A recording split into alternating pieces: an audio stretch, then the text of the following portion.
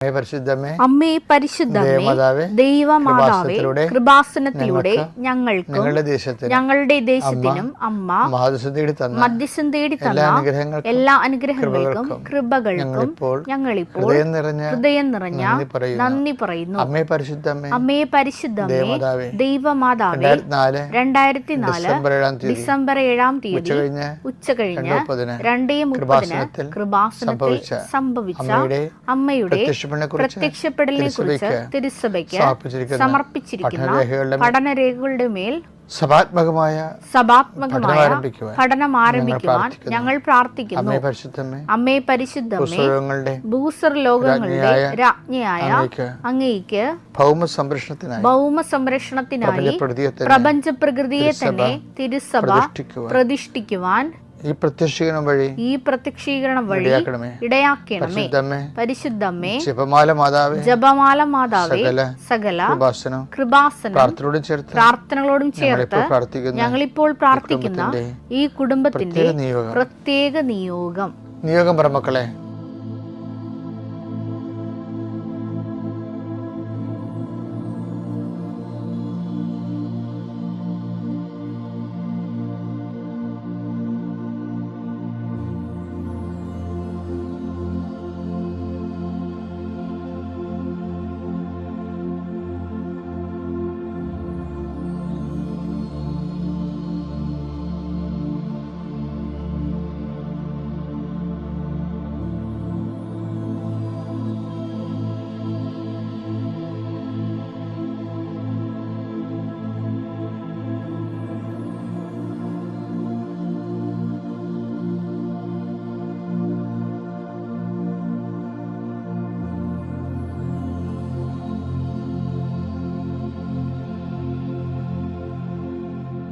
അമ്മയുടെ പ്രത്യക്ഷീകരണത്തിന്റെ ഈ അനുഗ്രഹവേളയിൽ ഞങ്ങൾക്ക് സാധിച്ചു തരുവാൻ കനിയണമേ. ആമേൻ. വിശ്വാസ പ്രമാണം. സർവശക്തനായ പിതാവും ആകാശത്തിന്റെയും ഭൂമിയുടെയും സൃഷ്ടാവുമായ ദൈവത്തിൽ ഞാൻ വിശ്വസിക്കുന്നു. അവിടുത്തെ ഏകപുത്രനും ഞങ്ങളുടെ കർത്താവുമായ ഈശോ മിശിഹായിലും ഞാൻ വിശ്വസിക്കുന്നു. ഈ പുത്രൻ പരിശുദ്ധാത്മാവിനാൽ ഗർഭസ്ഥനായി കന്യകാമറിയത്തിൽ നിന്ന് പിറന്ന് പൊന്തിയോസ് പീലാത്തോസിന്റെ കാലത്ത് പീഡകൾ സഹിച്ച് കുരിശിൽ തറയ്ക്കപ്പെട്ട് മരിച്ച് അടക്കപ്പെട്ട് പാതാളങ്ങളിൽ ഇറങ്ങി മരിച്ചവരുടെ ഇടയിൽ നിന്ന് 3-ാം നാൾ ഉയർത്ത് സ്വർഗത്തിലേക്ക് എഴുന്നള്ളി സർവശക്തിയുള്ള പിതാവായ ദൈവത്തിന്റെ വലതുഭാഗത്തിരിക്കുന്നു. അവിടെ നിന്ന് ജീവിക്കുന്നവരെയും മരിച്ചവരെയും വിധിക്കുവാൻ വരുമെന്നും ഞാൻ വിശ്വസിക്കുന്നു. പരിശുദ്ധാത്മാവിലും ഞാൻ വിശ്വസിക്കുന്നു. വിശുദ്ധ കത്തോലിക്കാ സഭയിലും പുണ്യവാന്മാരുടെ ഐക്യത്തിലും പാപങ്ങളുടെ മോചനത്തിലും ശരീരത്തിന്റെ ഉയർപ്പിലും നിത്യമായ ജീവിതത്തിലും ഞാൻ വിശ്വസിക്കുന്നു. ആമേൻ. സ്വർഗ്ഗസ്ഥനായ ഞങ്ങളുടെ പിതാവേ, അങ്ങയുടെ നാമം പൂജിതമാകണമേ. അങ്ങയുടെ രാജ്യം വരണമേ. അങ്ങയുടെ തിരുമനസ് സ്വർഗത്തിലെ പോലെ ഭൂമിയിലും ആകണമേ. അന്നു വേണ്ടുന്ന ആഹാരം ഇന്ന് ഞങ്ങൾക്ക് തരണമേ. ഞങ്ങളോട് തെറ്റ് ചെയ്യുന്നവരോട് ഞങ്ങൾ ക്ഷമിക്കുന്നത് പോലെ ഞങ്ങളുടെ തെറ്റുകൾ ഞങ്ങളോടും ക്ഷമിക്കണമേ. ഞങ്ങളെ പ്രലോഭനത്തിൽ ഉൾപ്പെടുത്തരുതേ, തിന്മയിൽ ഞങ്ങൾ രക്ഷിക്കണമേ. ആമേൻ. നന്മ നിറഞ്ഞ മറിയമേ, സ്വസ്തി. കർത്താവ് അങ്ങയുടെ കൂടെ സ്ത്രീകളിൽ അങ്ങ് അനുഗ്രഹിക്കപ്പെട്ടവളാകുന്നു. അങ്ങയുടെ ഉദരത്തിൻ ഫലമായി ഈശോ അനുഗ്രഹിക്കപ്പെട്ടവനാകുന്നു. പരിശുദ്ധ മറിയമേ, തമ്പുരാന്റെ അമ്മേ, പാപികളായ ഞങ്ങൾക്ക് വേണ്ടി ഇപ്പോഴും ഞങ്ങളുടെ മരണസമയത്തും തമ്പുരാനോട് അപേക്ഷിക്കണമേ. ആമേൻ. എൻ്റെ കർത്താവിൻ്റെ ഉന്നതമായ നാമത്തിന് സ്വസ്ഥം ചെയ്യുന്നു. കർത്താവെ, അങ്ങയുടെ വിശുദ്ധ രക്തത്താൽ വീണ്ടെടുക്കപ്പെട്ട അങ്ങയുടെ ജനത്തിനു വേണ്ടി ഞാൻ പ്രഭാതത്തിൽ പ്രാർത്ഥിക്കുന്നു. കർത്താവെ, അങ്ങയുടെ മക്കൾ ആദരവോടെ രേഖകളും പിടിച്ചുകൊണ്ട് മുട്ടയിൽ നിന്നുകൊണ്ട് പ്രാർത്ഥിക്കുകയാണ്. ഈശോ കർത്താവെ, not by merit but by grace, നിൻ്റെ കഴിവ് കൊണ്ടല്ല എൻ്റെ കൃപ കൊണ്ടാണെന്ന് അളിച്ചത് കർത്താവിൻ്റെ അതേ വചനങ്ങളിൽ ആശ്രയിച്ചുകൊണ്ട് അങ്ങയുടെ മക്കളുടെ ശിരസ്സിലും ആ രേഖകളിൽ ഞാൻ കൈവച്ച് പ്രാർത്ഥിക്കുന്നു. കർത്താവെ, അടിപ്പഴ പോലെ വൈദാഖലം പോലെ ദീപികമായ ശക്തി ഈ വ്യക്തികളിലേക്ക് ഇറങ്ങട്ടെ എന്ന് പ്രാർത്ഥിക്കുന്നു. കർത്താവ്, സാമ്പത്തിക ബാധ്യതകളായ ജോലി ഇല്ലാത്തവരുണ്ട്, വിസ പുതുക്കി കിട്ടാത്തവരുണ്ട്. ഈശോയെ, അവരെ സ്പർശിക്കണേ കർത്താവെ. അവർ പ്രാർത്ഥിക്കാനുള്ളതും പ്രവർത്തിച്ച് കഴിഞ്ഞു മനസ്സ് മടുത്ത് തളർന്നിരിക്കണം ഈശോയെ. അവരെല്ലാം നിന്റെ തിരുമുറുപാടുന്ന അണിപ്രതാർന്ന് വലത് കരത്താൻ ഇപ്പോൾ സ്പർശിക്കണമെന്ന് പ്രാർത്ഥിക്കുന്നു. കൊടിയ കാറ്റടിക്കണമേ കർത്താവേ, കാറ്റ് അങ്ങയുടെ ആത്മീയ കാറ്റാൽ അവരെ ശക്തിപ്പെടുത്തണമെന്ന് പ്രാർത്ഥിക്കുന്നു.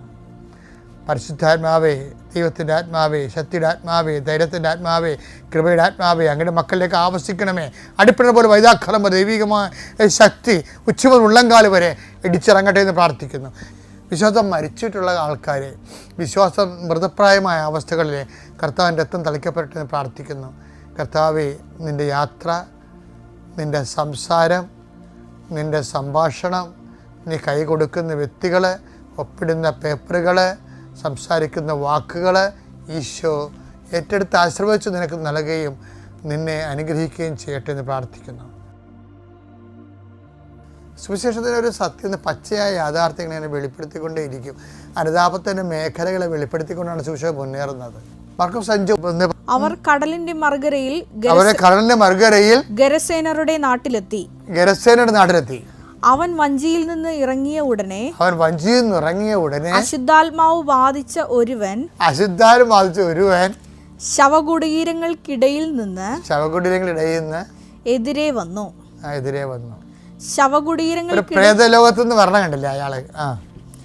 ശവകുടീരങ്ങൾക്കിടയിൽ താമസിച്ചിരുന്ന അവനെ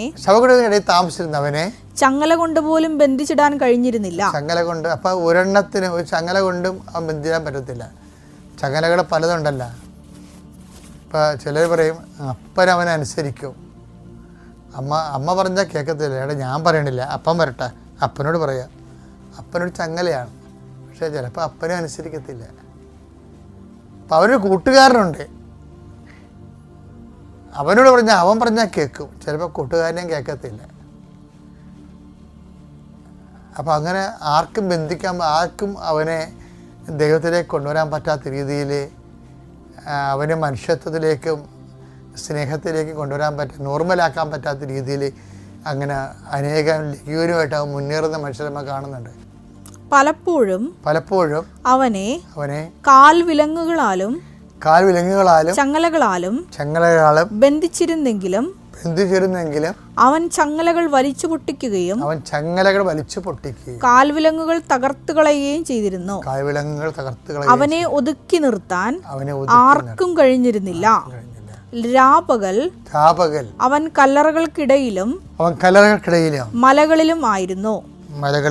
അവൻ അലറി വിളിക്കുകയും കല്ലുകൊണ്ട് തന്നെ തന്നെ മുറിപ്പെടുത്തുകയും ചെയ്തിരുന്നു.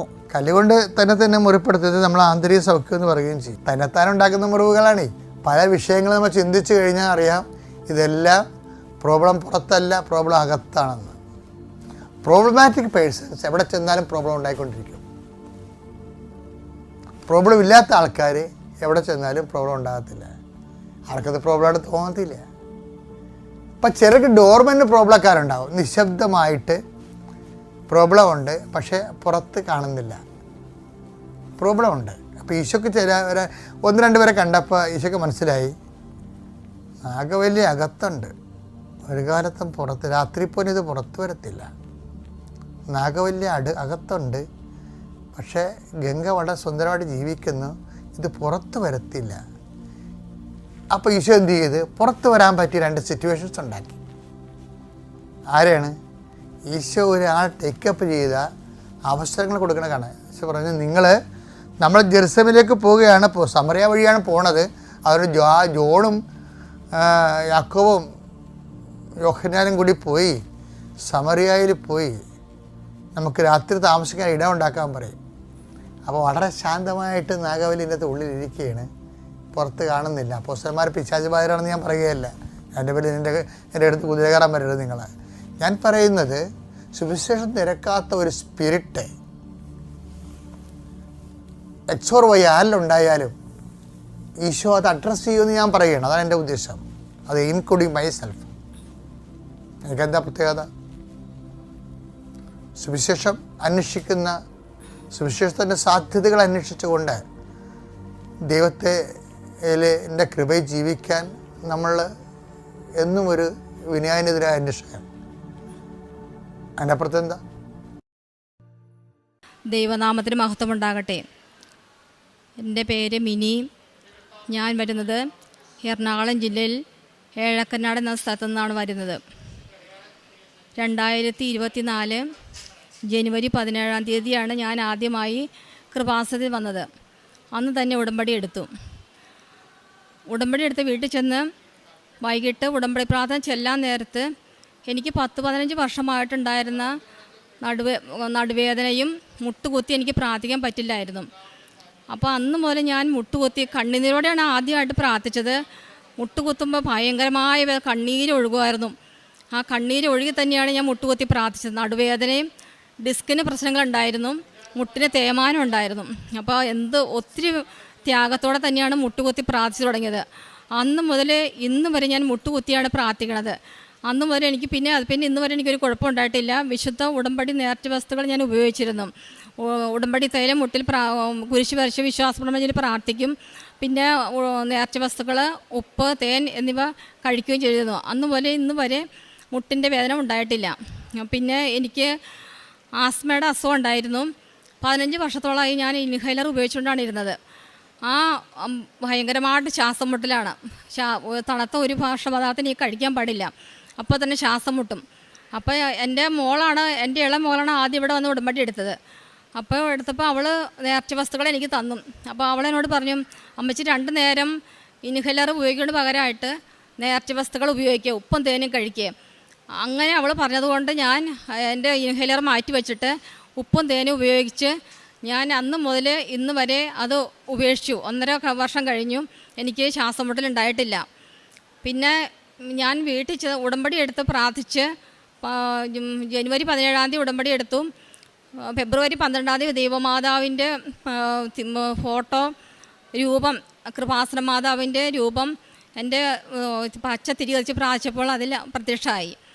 പിന്നെ ഒത്തിരിയേറെ മാതാവിൻ്റെ ദർശനങ്ങളും വെളിപാടുകളും എനിക്ക് കിട്ടിയിട്ടുണ്ട്.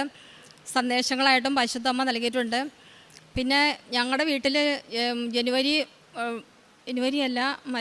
സെപ്റ്റംബർ 24-ാം തീയതി ഒരു പാമ്പ് വന്നു. 24-ാം തീയതി വൈകിട്ട് ഉടമ്പടിത്തിരിയിൽ പാമ്പിൻ്റെ രൂപം പ്രത്യക്ഷമായി. പിറ്റേ ദിവസം രാവിലെ 25-ാം തീയതി ഞങ്ങളുടെ വീട്ടിലൊരു പാമ്പ് വരുന്നു. അത് എൻ്റെ അമ്മയാണ് ഭർത്താവിൻ്റെ അമ്മയാണ് കണ്ടത്. അമ്മ കണ്ട്, അപ്പോൾ അമ്മ അതിൽ ഭിത്തിയിൽ പിടിച്ച് നടക്കുമായിരുന്നു. അപ്പോൾ എന്തോ അനങ്ങണതായിട്ട് കണ്ടു. അപ്പോൾ അനങ്ങണതായിട്ട് കണ്ടപ്പോൾ അമ്മ പറഞ്ഞു കരിയിലാന്ന് പറഞ്ഞ് കൈ കൊണ്ട് എടുക്കാൻ ചെന്നപ്പോൾ അത് അനങ്ങണം. എന്നിട്ട് എന്നെ വിളിച്ച് കാണിച്ചു. ഞാൻ ചെന്ന് കഴിഞ്ഞപ്പോൾ പാമ്പ്, എന്ത് പാമ്പാന്ന് എനിക്കറിയില്ലായിരുന്നു. എന്നിട്ട് ഞാൻ വേഗം എൻ്റെ അടുത്തുള്ള ഒരു ചേച്ചിനെ വിളിച്ചു. അപ്പോൾ ആ ചേച്ചിയും പിന്നെ റോട്ടിലൂടെ ഒരു ചേട്ടൻ പോകണ്ടായിരുന്നു, ആ ചേട്ടനും കൂടി വന്ന് അതിൽ നിന്ന് ഞങ്ങൾക്ക് ആ പാമ്പിൻ്റെ ഉദരത്തിൽ ഞങ്ങൾക്ക് അതിന് മോചനം കിട്ടി. ലൂക്ക 10:19 പറയുന്ന പോലെ ഇതാ പാമ്പുകളുടെയും തേളുടെയും ശത്രുവിൻ്റെയും സകല ശക്തികളുടെയും ചവിട്ടി നിൽക്കാൻ നിങ്ങൾക്ക് അധികാരം നൽകിയിരിക്കുന്നു, ഒന്നും നിങ്ങൾ ഉപദ്രവിക്കില്ല. അത് അന്ന് മുതൽ ഇന്ന് വരെ ഞങ്ങളുടെ ഭവനത്തിൽ അങ്ങനെ ഒരു ബുദ്ധിമുട്ടുണ്ടായിട്ടില്ല, പാമ്പിൻ്റെ ഉപദ്രവം ഉണ്ടായിട്ടില്ല. പിന്നെ എനിക്ക് ഇയർബാൾസിൻ്റെ പ്രശ്നം ഉണ്ടായിരുന്നു. ഞാൻ ജപമാല റാലി കഴിഞ്ഞ ഒക്ടോബർ 26-ാം തീയതി ജപമാല റാലി പങ്കെടുക്കാൻ ഒത്തിരി ആഗ്രഹിച്ചു. അപ്പോൾ അങ്ങനെ ഞാൻ പ്രാർത്ഥിച്ചുകൊണ്ടിരുന്നു, നിയോഗം വെച്ച് പ്രാർത്ഥിച്ചുകൊണ്ടിരുന്നു. എന്നാൽ എനിക്ക് ഇയർബാൾസിൻ്റെ പ്രശ്നമുള്ളതുകൊണ്ട് ഒരു ദിവസം ഉടമ്പടി ആരാധനയിൽ അച്ഛൻ വിളിച്ചു പറഞ്ഞു, ഇയർബാൾസിൻ്റെ പ്രശ്നമുള്ളവരും ഹാർട്ടിൻ്റെ പ്രശ്നമുള്ളവരും നടക്കണ്ട, അർത്തുങ്കലിലേക്ക് വന്നാൽ മതിയെന്ന് പറഞ്ഞു. അപ്പോൾ അതനുസരിച്ച് ഞങ്ങളുടെ കുടുംബം അവിടുത്തെ അടുത്തുള്ള ഉടമ്പടി ചേച്ചിമാരെല്ലാവരും കൂടി അർത്തുങ്കലിൽ വന്ന് ഞങ്ങൾ പ്രാർത്ഥിച്ചു. അപ്പോൾ അന്ന് മുതൽ ഇന്ന് വരെ എനിക്ക് ആ ഇയർബാൾസിൻ്റെ പ്രശ്നം പിന്നെ ഉണ്ടായിട്ടില്ല. പിന്നെ എൻ്റെ യൂട്രസിൽ കുറച്ച് പ്രശ്നങ്ങളുണ്ടായിരുന്നു. യൂട്രസിൽ അതെന്നാന്ന് വെച്ചിട്ടുണ്ടെങ്കിൽ വർഷങ്ങളായിട്ട് എനിക്ക് ഒരു ഇച്ചിരി യൂട്രസിൻ്റെ ഭിത്തിക്ക് കട്ടി കൂടുതലുണ്ടായിരുന്നു. അപ്പോൾ അത് ഞാൻ പരിശുദ്ധ അമ്മ തന്നെയാണ് പറഞ്ഞ് ഹോസ്പിറ്റലിൽ പോയി യൂട്രസ് പരിശോധിക്കാൻ. അപ്പോൾ അങ്ങനെ ഞങ്ങൾ നോക്കി കഴിഞ്ഞപ്പം ഇച്ചിരി ബുദ്ധിമുട്ടുണ്ട്. അപ്പോൾ ബയോപ്സി എടുക്കണമെന്ന് പറഞ്ഞു ഡോക്ടർ. ബയോപ്സി എടുക്കാനായിട്ട് ഇവിടെ എടുക്കുന്നതിന് മുമ്പ് തന്നെ ഞാൻ ഇവിടെ വന്ന് അച്ഛനെ കണ്ട് അച്ഛൻ എൻ്റെ കൈ സൈത്ത് തരികയും അടിവയറ്റിൽ കുരിശ് വരച്ച് വിശ്വാസപ്രമാണം ചെല്ലാൻ പറയുകയും ചെയ്തു. അതനുസരിച്ച് ഞാൻ പോയി വിശ്വാസപ്രമാണം ചൊല്ലി സൈത്ത് പൂശി പോയി സ്കാൻ ചെയ്ത് കഴിഞ്ഞപ്പോൾ മറ്റേ ബയോപ്സി എടുത്തതിന് ശേഷം നോക്കിയപ്പോൾ ക്യാൻസറിൻ്റേതായ സാധ്യതകളൊന്നുമില്ല എന്ന് ഡോക്ടർ പറഞ്ഞു. പിന്നെ എനിക്ക് ഉടമ്പടി പുതുക്കിയപ്പോൾ അന്ന് തന്നെ ആദ്യത്തെ ഉടമ്പടി പുതുക്കിയപ്പോൾ ഞാൻ നിയോഗം വച്ചിരുന്നു, പരിശുദ്ധ അമ്മയെ ദൈവമാതാവേ എനിക്ക് അവിടുത്തെ പുത്രനെ സ്വീകരിച്ച് സഭയോട് ചേർന്ന് നിൽക്കാൻ കൃപ നൽകണമേ എന്ന്. അപ്പോൾ പരിശുദ്ധ അമ്മ പറഞ്ഞു നീ പ്രാർത്ഥിക്ക്. അപ്പോൾ ഞാൻ വിശ്വാസത്തിലേക്ക് വന്നിട്ട് 35 വർഷമായി. അന്ന് മുതൽ ഇന്ന് വരെ ഞാൻ ഈശോയെ തന്നെയാണ് പ്രാർത്ഥിച്ചുകൊണ്ടിരുന്നത്. അത്ഭുതകരമായ രോഗസൗഖ്യത്തിലൂടെയാണ് ദൈവം എന്നെ വിളിച്ചത്. അതുകൊണ്ട് ഞാൻ വേറെ ഒരു ഇതിലും ഞാൻ പോവാറില്ല. ഞാൻ ഈശോയെ തന്നെയാണ് ജപമാല ചൊല്ലി പ്രാർത്ഥനയോടെ തന്നെയാണ് ഇരിക്കാറ്. പ്രാർത്ഥന എനിക്ക് പറ്റുമ്പോഴൊക്കെ ഞാൻ പോയി വിശുദ്ധ കുർബാനയിൽ പങ്കെടുക്കുകയും ചെയ്യും. സ്വീകരിക്കാൻ പറ്റില്ലെങ്കിലും ഞാൻ വിശുദ്ധ കുർബാന കാണണം എനിക്ക് ഏറ്റവും ഇഷ്ടം, പിന്നെ വചനം കേൾക്കണതും. അപ്പോൾ ഞാൻ ഇടയ്ക്കിടയ്ക്ക് ഞാൻ ദൈവവചനം കേൾക്കാൻ പോവും, പ്രാർത്ഥിച്ചുകൊണ്ട് ഞാനിരുന്നു. അപ്പോൾ എനിക്ക് വിശുദ്ധ കുർബാന മറ്റുള്ളവർക്ക് കൊടുക്കുമ്പോൾ എല്ലാവരും കുർബാനയുടെ മധ്യേ പറയും വിശുദ്ധ കുർബാന വിശുദ്ധ ജനത്തിലുള്ളതാകുന്നത് പറയുമ്പോൾ തന്നെ എനിക്ക് മനസ്സിന് ഭയങ്കര വിഷമാണ്. അപ്പോൾ എനിക്ക് സ്വീകരിക്കാൻ പറ്റണില്ലോ എന്ന് ഓർത്ത് എനിക്ക് ഭയങ്കര ബുദ്ധിമുട്ടായിരുന്നു. അപ്പോൾ എനിക്ക് എൻ്റെ ആഗ്രഹം ഞാൻ ഈശോയോട് പറഞ്ഞ് ഞാൻ അത് നിയോഗം വെച്ചിരുന്നു. അപ്പോൾ പരിശുദ്ധ അമ്മ പറഞ്ഞു, ഏത് വർഷത്തിലാണ്, ഏത് മാസത്തിലാണ്, ഏത് ആഴ്ച, ഏത് നിയോഗം, ഏത് ദിവസം, മണിക്കൂർ, മിനിറ്റ്, സെക്കൻഡ് ഇത് വെച്ച് നീ പ്രാർത്ഥിക്കാൻ പറഞ്ഞു. അപ്പോൾ ഞാനങ്ങനെ പ്രാർത്ഥിച്ചുകൊണ്ടാണ് ഇരുന്നത്. അപ്പോൾ പ്രാർത്ഥിച്ചുകൊണ്ടിരുന്ന് ജൂലൈ 13 എനിക്ക് ഞങ്ങളുടെ ഇടവകയായ പുത്തൻകുരിശ് ലിറ്റിൽ ഫോർ ചർച്ചിൽ ഇടവകയിൽ അംഗമായി പരിശുദ്ധ ദൈവമാതാവ് എനിക്ക് വിശുദ്ധ മാമോദീസ സ്വീകരിക്കാൻ അനുഗ്രഹം നൽകി. അത് ഞാൻ ഹിന്ദു ആയിരുന്നുകൊണ്ട് എൻ്റെ ഇഷ്ടത്തിനനുസരിച്ച് തന്നെ ചെയ്യണം എന്നുള്ളൊരു ഇതായതുകൊണ്ട് കുറച്ച് ബുദ്ധിമുട്ടൊക്കെ വന്നിരുന്നു. അപ്പോൾ ഞാൻ എൻ്റെ മക്കളോട് ഞാൻ പറഞ്ഞു, എനിക്ക് 3 പെൺമക്കളാണ്.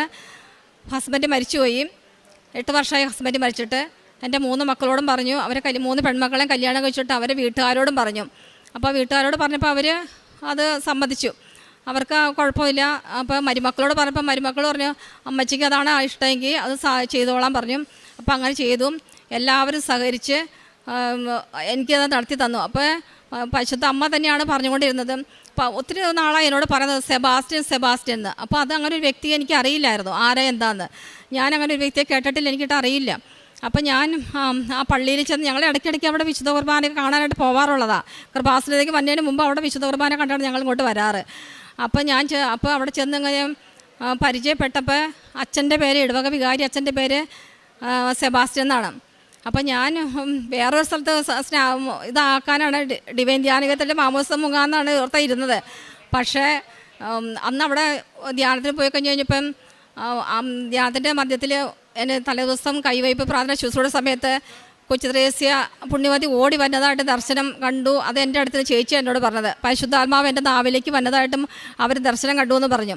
അപ്പോൾ ഞാനത് അപ്പോൾ എന്താണെന്ന് എനിക്ക് കൃത്യമായിട്ട് മനസ്സിലായില്ലെങ്കിലും അപ്പോൾ ആ കൊച്ചു ത്രേസ്യയായിട്ട് എന്താ ബന്ധം എന്നോട് ചോദിച്ചു. ഞാൻ പറഞ്ഞു ഞങ്ങളവിടെ ഇടവകയിൽ ഇങ്ങനെ പ്രാർത്ഥിക്കാൻ പോകാറുണ്ട്, കുർബാന സ്വീകരിക്കാൻ കാണാൻ പോകാറുണ്ടെന്ന് പറഞ്ഞു.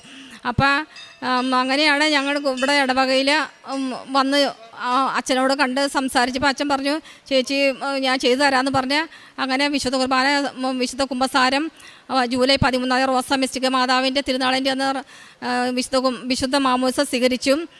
19 ജൂലൈ 19 വിശുദ്ധ സ്ഥൈര്യലേപനം നടത്തി.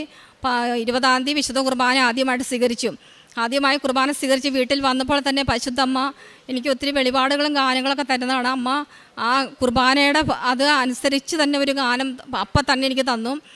പിന്നെ കുമ്പസാരത്തിൻ്റെ കാര്യം 2 ആഴ്ച കഴിഞ്ഞപ്പോഴേക്കും 2 ആഴ്ചയ്ക്ക് മുമ്പ് പരിശുദ്ധ അമ്മ പറഞ്ഞു നീ ഇടവക വികാരി അച്ഛൻ്റെ അടുത്ത് തന്നെ കുമ്പസാരിക്കണമെന്ന് പറഞ്ഞു. അപ്പോൾ എന്താ കുമ്പസാരിക്കണമെന്ന് എനിക്കറിയില്ല. അപ്പോൾ ഞാൻ പ്രാർത്ഥിച്ചുകൊണ്ടിരുന്നു. അപ്പോൾ അമ്മ മാതാവ് തന്നെ പറഞ്ഞു 10 കൽപ്പനകൾ പറഞ്ഞ് നീ കുമ്പസാരിക്ക്, അതാണ്, അതിൽ വലുതായിട്ട് ഒന്നുമില്ല, അത് പറഞ്ഞ് നീ കുമ്പസാരിക്കാൻ പറഞ്ഞു. അപ്പോൾ ആ കുമ്പസാരം നടത്തി. അങ്ങനെ എല്ലാ വിശുദ്ധ കൂദാശകൾ ഞാൻ സ്വീകരിച്ചു. എല്ലാ ഞായറാഴ്ചയും പള്ളിയിൽ പോവും. എനിക്ക് പറ്റുന്ന സമയത്തൊക്കെ ഞാൻ വിശുദ്ധ കുർബാനയ്ക്ക് സ്വീകരിക്കാൻ പോവും. പിന്നെ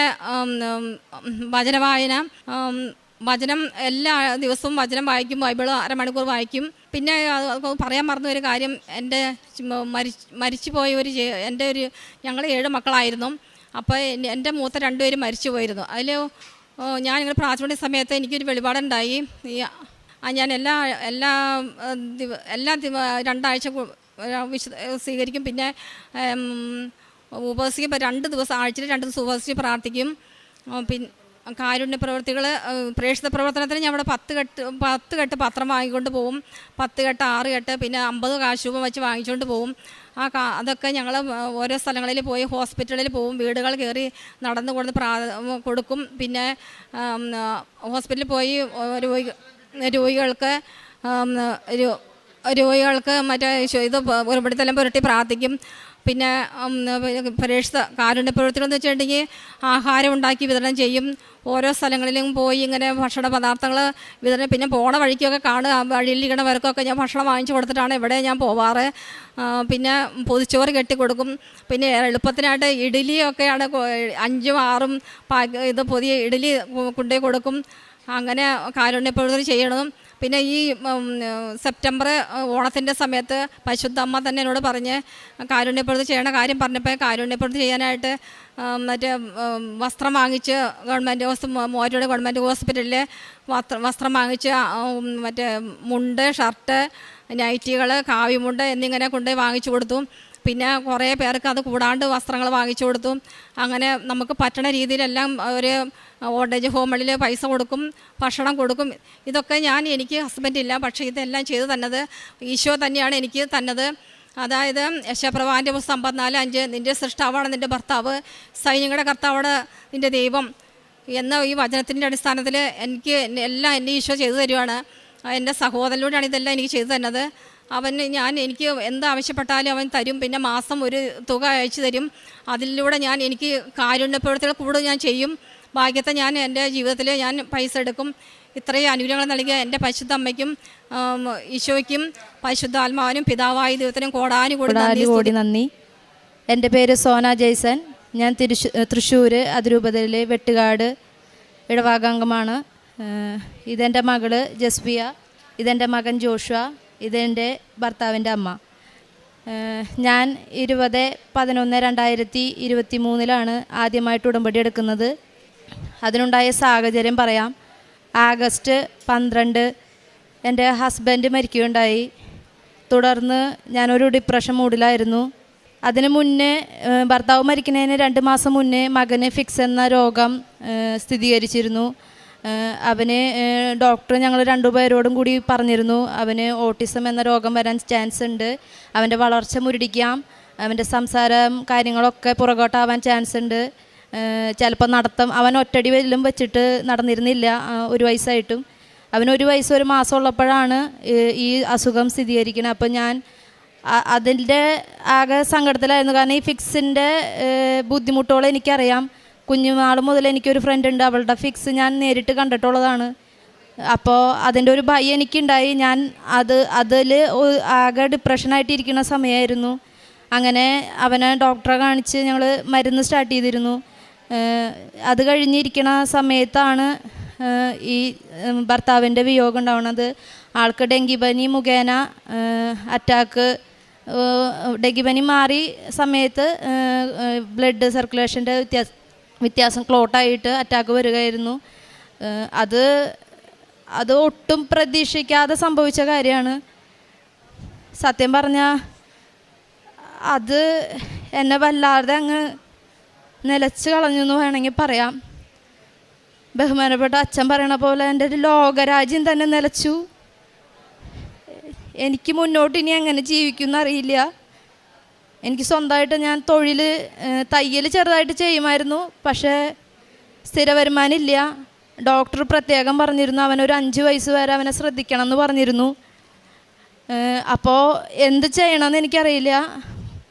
ചേട്ടൻ മരിക്കുമ്പോൾ ചെറു കടങ്ങളായിട്ട് മേടിച്ചത് ലോൺ പോലെ ഈ കുടുംബശ്രീ സംഘങ്ങളിൽ നിന്ന് അങ്ങനെയൊക്കെ ആയിട്ട് മേടിച്ച ലോണ് ആയിട്ടൊരു 3-3.5 ലക്ഷം രൂപ കടമുണ്ട്. അത് മാസം 10,000 രൂപയോളം അടയ്ക്കണം. അപ്പോൾ ആളുള്ളപ്പോൾ വരെ ഞങ്ങൾ 1-2 പറഞ്ഞ് തത്തിയാണ് ആ പൈസ അടച്ചിരുന്നത്. അപ്പോൾ എനിക്ക് ആകെ ഭയം, ഞാൻ എങ്ങനെ ആ പൈസ അടയ്ക്കും എന്നുള്ളൊരു ഭയം വന്നു. ഒപ്പം ജോലിക്ക് പോയാൽ എങ്ങനെയാലും അടയ്ക്കാം, പക്ഷെ ജോലിക്ക് പോകാൻ പറ്റില്ല. മകനെ ആരെ ഏൽപ്പിച്ച് പോകാൻ പറ്റില്ല. അവനെ 5 വയസ്സ് വരെ ശ്രദ്ധിക്കണം. എനിക്കറിഞ്ഞൂടാ, എന്നെ ഭയം വല്ലാതെ മൂടി. ഞാൻ വല്ലാതെ പേടിച്ചു. ആത്മഹത്യ ചെയ്യാൻ വേണ്ടിയിട്ട് ഞാൻ തീരുമാനിച്ചു.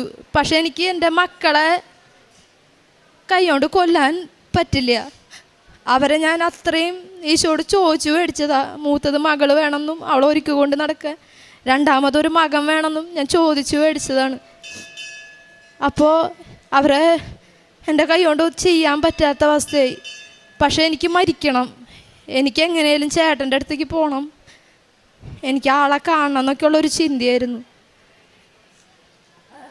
അങ്ങനെ ഞാൻ ആത്മഹത്യക്ക് ചിന്തിച്ചുകൊണ്ടിരിക്കുന്ന സമയത്ത് ഞാൻ ഡിപ്രഷൻ്റെ എങ്ങനെ മരിക്കുന്നു ചിന്തിച്ചിരിക്കുമ്പോൾ ഞാൻ വേദന ഇല്ലാതെ മരിക്കണമെങ്കിൽ എന്ത് ചെയ്യണമെന്ന് ചിന്തിച്ചുകൊണ്ടിരിക്കുമ്പോൾ എനിക്കൊരു ഐഡിയ തോന്നി. ഉറക്ക ഗുളിക കഴിച്ച് മക്കൾക്ക് കൊടുത്ത് അവർ മരിച്ചു എന്ന് ഉറപ്പ് വരുത്തിയിട്ട് ഞാൻ മരിക്കാം എന്ന് ഞാൻ ചിന്തിച്ചു. പക്ഷെ ഉറക്ക ഗുളിക അങ്ങനെയൊന്നും കിട്ടില്ല എന്ന് എനിക്കറിയാം. അപ്പോൾ ചേട്ടൻ മരിച്ചതിൻ്റെ 3-ാം ദിവസം തുടങ്ങി ഞാൻ എല്ലാവരോടും പറഞ്ഞു, എന്നെ ഒരു സൈക്കാട്രിസ്റ്റിനെ കാണിക്കണം, എനിക്ക് പറ്റണില്ല എന്ന് ഞാൻ പറഞ്ഞു. പാവൻ്റെ അമ്മ അത് വിശ്വസിച്ചു എന്നെ കുറേ സ്ഥലത്തേക്ക് കൊണ്ടു നടന്നു. ആദ്യം ഞങ്ങളുടെ അവിടെ ഉള്ളൊരു അച്ഛനെ, സൈക്കാട്രിസ്റ്റാണ്, അച്ഛനെ കാണിച്ചു. അച്ഛൻ മുഖേന എന്നെ ജൂബിലി മിഷനിലുള്ള ഒരു ജോമി ഡോക്ടർ എന്ന് പറഞ്ഞ സൈക്കാട്രിസ്റ്റിനെ കാണിച്ചു. ഡോക്ടർ എന്നോട് സംസാരിച്ചിട്ട് പറഞ്ഞു, മരുന്നും കാര്യങ്ങളും എഴുതാമെന്നൊക്കെ പറഞ്ഞപ്പോൾ എങ്ങനെ ഉറക്കം എങ്ങനെയുണ്ടെന്ന് ചോദിച്ചു. അപ്പം ഞാൻ ഉറക്കമില്ല എന്ന് ഞാൻ പറയാൻ നിൽക്കുമ്പോഴേക്കും എൻ്റെ അമ്മ പറഞ്ഞു, ഉറക്കമൊന്നും കുഴപ്പമില്ല ഡോക്ടറെ എന്ന് പറഞ്ഞു. അപ്പോൾ ഡോക്ടർ പറഞ്ഞു, എന്നാൽ അപ്പോൾ പിന്നെ നമുക്ക് സ്ലീപ്പിംഗ് പിൽസ് എഴുതണ്ടല്ലേ എന്ന് പറഞ്ഞു. ഞാൻ അങ്ങോട്ട് ഇല്ലാണ്ടായി. അപ്പോൾ ഡോക്ടർ പറഞ്ഞു, നമുക്കൊന്നൊരു കാര്യം ചെയ്യാം, മൈൻഡ് സെറ്റ് ആവാനുള്ള മരുന്ന് എഴുതാമെന്ന് പറഞ്ഞു. മരുന്ന് എഴുതി. സത്യം പറഞ്ഞാൽ എൻ്റെ അമ്മയ്ക്ക് പോലും അറിയില്ലായിരുന്നു എൻ്റെ ഉദ്ദേശം എന്താണെന്ന്. പാവം എൻ്റെ അമ്മ കുറേ എന്നെ കൊണ്ട് നടന്നു.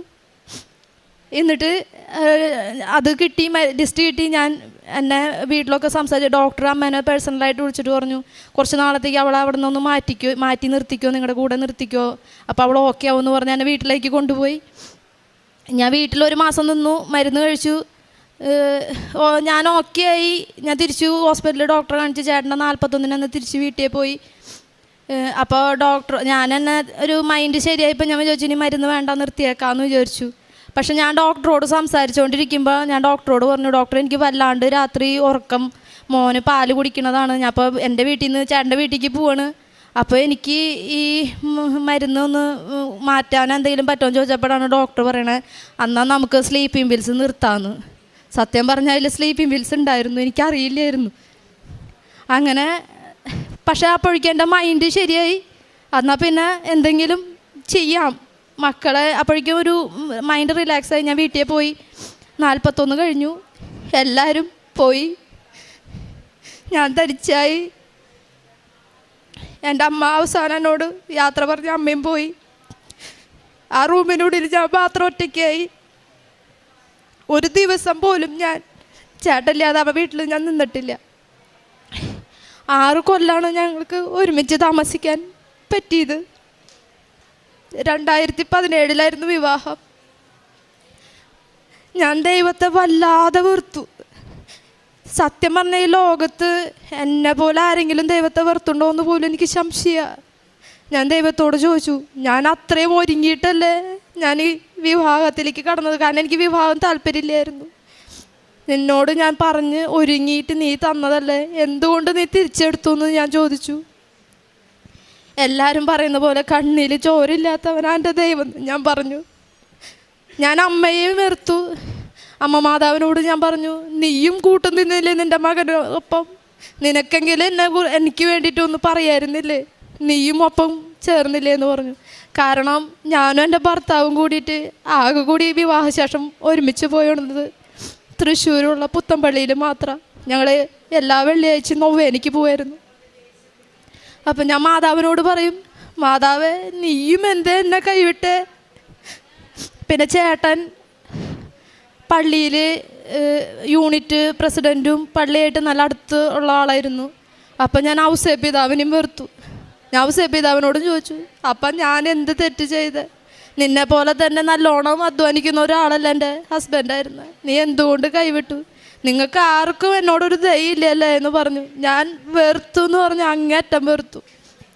അങ്ങനെ ഡിപ്രഷൻ മൂഡ് പിന്നെയും തിരിച്ചു വന്നു.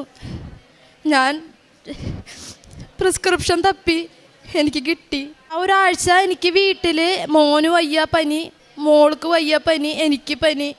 മോള് കരയണു, മോളെ എടുക്കണ്ടേ മോനെ എടുക്കണ്ടേ, എനിക്ക് നിൽക്കാൻ വയ്യ. എനിക്ക് യൂറിക് ആസിഡിൻ്റെ പ്രശ്നമുണ്ട്, 9 ആയിരുന്നു. ഒരു ആർക്കെങ്കിലും പറഞ്ഞാൽ മനസ്സിലാവുമെന്നറിയില്ല. എൻ്റെ ഈ ചെറുവിരലിൻ്റെ ഇട പോലും എനിക്ക് വേദനയാണ്. എനിക്ക് മോനെടുക്കാനോ ഒന്നിനും പറ്റണില്ല. എല്ലാം കൊണ്ടും ഡിപ്രഷൻ മൂഡിൽ നിൽക്കണ സമയത്ത് എനിക്ക് ഒട്ടും പരിചയമില്ലാത്ത ചേച്ചി, ഞാൻ ആ ഇടവകയിൽ കണ്ടുണ്ടോയെന്ന് പോലും എനിക്കറിയില്ല.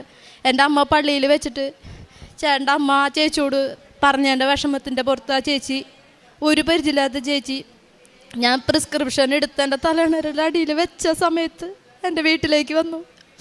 ആ ചേച്ചി തൈലെടുത്തു, എൻ്റെ നെറ്റിയിൽ പൂശി, ഉപ്പ് എൻ്റെ റൂമിൽ വിതറി, എന്നോട് പറഞ്ഞു നിന്നെ രക്ഷിക്കാൻ പറ്റുന്ന കരം ഞാൻ കാണിച്ചു തരാമെന്ന്. കൃപാസനം എന്ന് ഞാൻ ചേട്ടനുള്ള സമയത്ത് ഞാൻ കേട്ടിട്ടുണ്ട്. എൻ്റെ വീട്ടിൽ ആ പത്രം കിട്ടിയിട്ടുണ്ട്. ആ പത്രത്തിൽ ഞാൻ നൈറ്റ് പൊതിഞ്ഞ് കൊടുത്തിട്ടുണ്ട് തയ്ച്ചിട്ട്. സത്യമായിട്ട് എനിക്കറിയില്ലായിരുന്നു. എന്നാൽ ആ ചേച്ചീനെ വിശ്വസിച്ച് ഒന്നും അറിയില്ലെങ്കിലും മരിക്കാൻ നേരത്ത് കിട്ടിയ കച്ചി തുരുമ്പ് നന്നോണം ആ ചേച്ചി അമ്മയുടെ നിർബന്ധപ്രകാരം, ചേട്ടൻ്റെ അമ്മയുടെ നിർബന്ധപ്രകാരം ആ ചേച്ചി എന്നെ ഒരു ദിവസം, ഒരു 2 ദിവസമേ വൈകിട്ടുള്ളൂ, എന്നെ കൊണ്ടുവന്നു. ഞാനിവിടെ ഉടമ്പടി എടുത്തു. കുറേ നാളായി ഉറങ്ങിയിട്ട്. അതിൻ്റെ ഒക്കെ ഇത് കാരണം ഇവിടെ വന്നു. സത്യം പറഞ്ഞാൽ ഞാൻ ഉടമ്പടി ക്ലാസ് കേട്ടിട്ടില്ല. ആദ്യത്തെ പോർഷനൊന്നും കേട്ടില്ല. നന്നായി ഉറങ്ങി.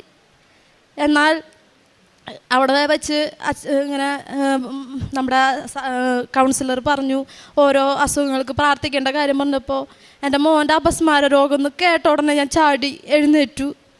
മത്തായിയുടെ സുവിശേഷം 17-ാം അധ്യായം 14 മുതൽ 21 വരെയുള്ള വാക്യങ്ങൾ, അപസ്മാര രോഗിയെ സുഖപ്പെടുത്തുന്നുള്ള വചനം എന്നെ വല്ലാതെ സ്പർശിച്ചു. ഞാനത് എഴുതിയെടുത്തു. എൻ്റെ മോളുടെ നാവിൻ്റെ കെട്ടിൻ്റെ കുറിച്ചും ഞാനതിൽ എഴുതിയിട്ടുണ്ടായിരുന്നു. അതിനും വചനം കിട്ടി. പക്ഷേ ഈ അപസ്മാര രോഗി എന്നുള്ള വചനം എന്നെ വല്ലാതെ സ്പ്രെഡ് ചെയ്യിപ്പിച്ചു. അത് എന്നോട് ഇങ്ങനെ ആരോ പറയുന്ന പോലെ, നീ മകൻ്റെ അസുഖം നിനക്ക് ഞാൻ മാറ്റിത്തരാം, നീ ഈ വചനത്തിൽ ഉറച്ച് വിശ്വസിക്കണം എന്ന് പറഞ്ഞു. അന്ന് മുതൽ ഇന്നലെ വരെ ഞാൻ കുടുംബ പ്രാർത്ഥനയിൽ ആ പ്രാർത്ഥന ഞാൻ മുടക്കിയിട്ടില്ല. എൻ്റെ മോൾക്ക് വരെ ആ വചനം കാണാപ്പാടാണ്. ആ വചനം പള്ളിയിൽ എത്തിക്കുമ്പോൾ എൻ്റെ മോൾ എൻ്റെ തിരിഞ്ഞു നിന്ന് എൻ്റെ മുഖത്ത് നോക്കി ചിരിക്കും. കാരണം ഞാനത് ഇതുവരെ മുടക്കിയിട്ടില്ല. അങ്ങനെ ഇവിടെ വന്ന് ഉടമ്പടി എടുത്തു. ഞാൻ തിരിച്ചു പോയി. ഞാൻ ഉടമ്പടിയിൽ വെച്ച 6 കാര്യങ്ങളിൽ ആദ്യത്തേന്ന് പറഞ്ഞാൽ, എനിക്ക് സ്വന്തമായിട്ടൊരു വരുമാനം വേണം. എനിക്കിത്തിരി പറയുകയാണെങ്കിൽ ഇത്തിരി പ്രസ്റ്റീജ് കൂടുതലുള്ള ആളാണ് ഞാൻ. എനിക്കങ്ങനെ ആരെയും ബുദ്ധിമുട്ടിക്കുന്നത്, കുഞ്ഞുനാൾ മുതൽ ഒരു മിഠായിക്ക് പോലും ആരെയും ബുദ്ധിമുട്ടിക്കാറില്ല. അപ്പച്ചനും അമ്മയൊക്കെ തരും, ചേട്ടനൊക്കെ തരുന്നത് മേടിക്കും കഴിക്കുന്നല്ലാണ്ട് ഞാൻ എൻ്റെ ആവശ്യങ്ങൾ അങ്ങനെ പറഞ്ഞ ആരെയും ബുദ്ധിമുട്ടിച്ചിട്ടില്ല. അപ്പം ഞാൻ ചേട്ടനെ ആയാലും പരമാവധി ബുദ്ധിമുട്ടിക്കാറില്ല. അപ്പോൾ ഞാൻ മാതാവിനോട് പറഞ്ഞ ആദ്യത്തെ കാര്യം, എനിക്കൊരു വരുമാനം, സ്ഥിര വരുമാനം എനിക്ക് വേണം. അത് നീ തന്നിരിക്കണം. കാരണം അതെൻ്റെ നിലനിൽപ്പിൻ്റെ കാര്യമാണ്. ഞാൻ മറ്റുള്ളവരുടെ മുന്നിൽ എൻ്റെ ഭർത്താവ് പോയി തോറ്റ് തല താഴ്ത്തേണ്ട വന്നാൽ എൻ്റെ ജീവിതം ഞാൻ അവസാനിപ്പിക്കും. കാരണം ആരുടെ മുന്നിൽ എനിക്ക് നാണം കെട്ട് ജീവിക്കണ്ട, എനിക്കത് ഇഷ്ടമല്ല എന്ന് പറഞ്ഞു ഞാൻ. കാരണം കുഞ്ഞുനാൾ മുതൽ കുറേ കരഞ്ഞിട്ടുണ്ട്. അപ്പോഴൊക്കെ ഓരോ ഘട്ടങ്ങൾ ടീനേജ് ആകുമ്പോൾ പറയും, നീ ജോലിക്ക് പോയി ശരിയാവും എന്ന് പറയും.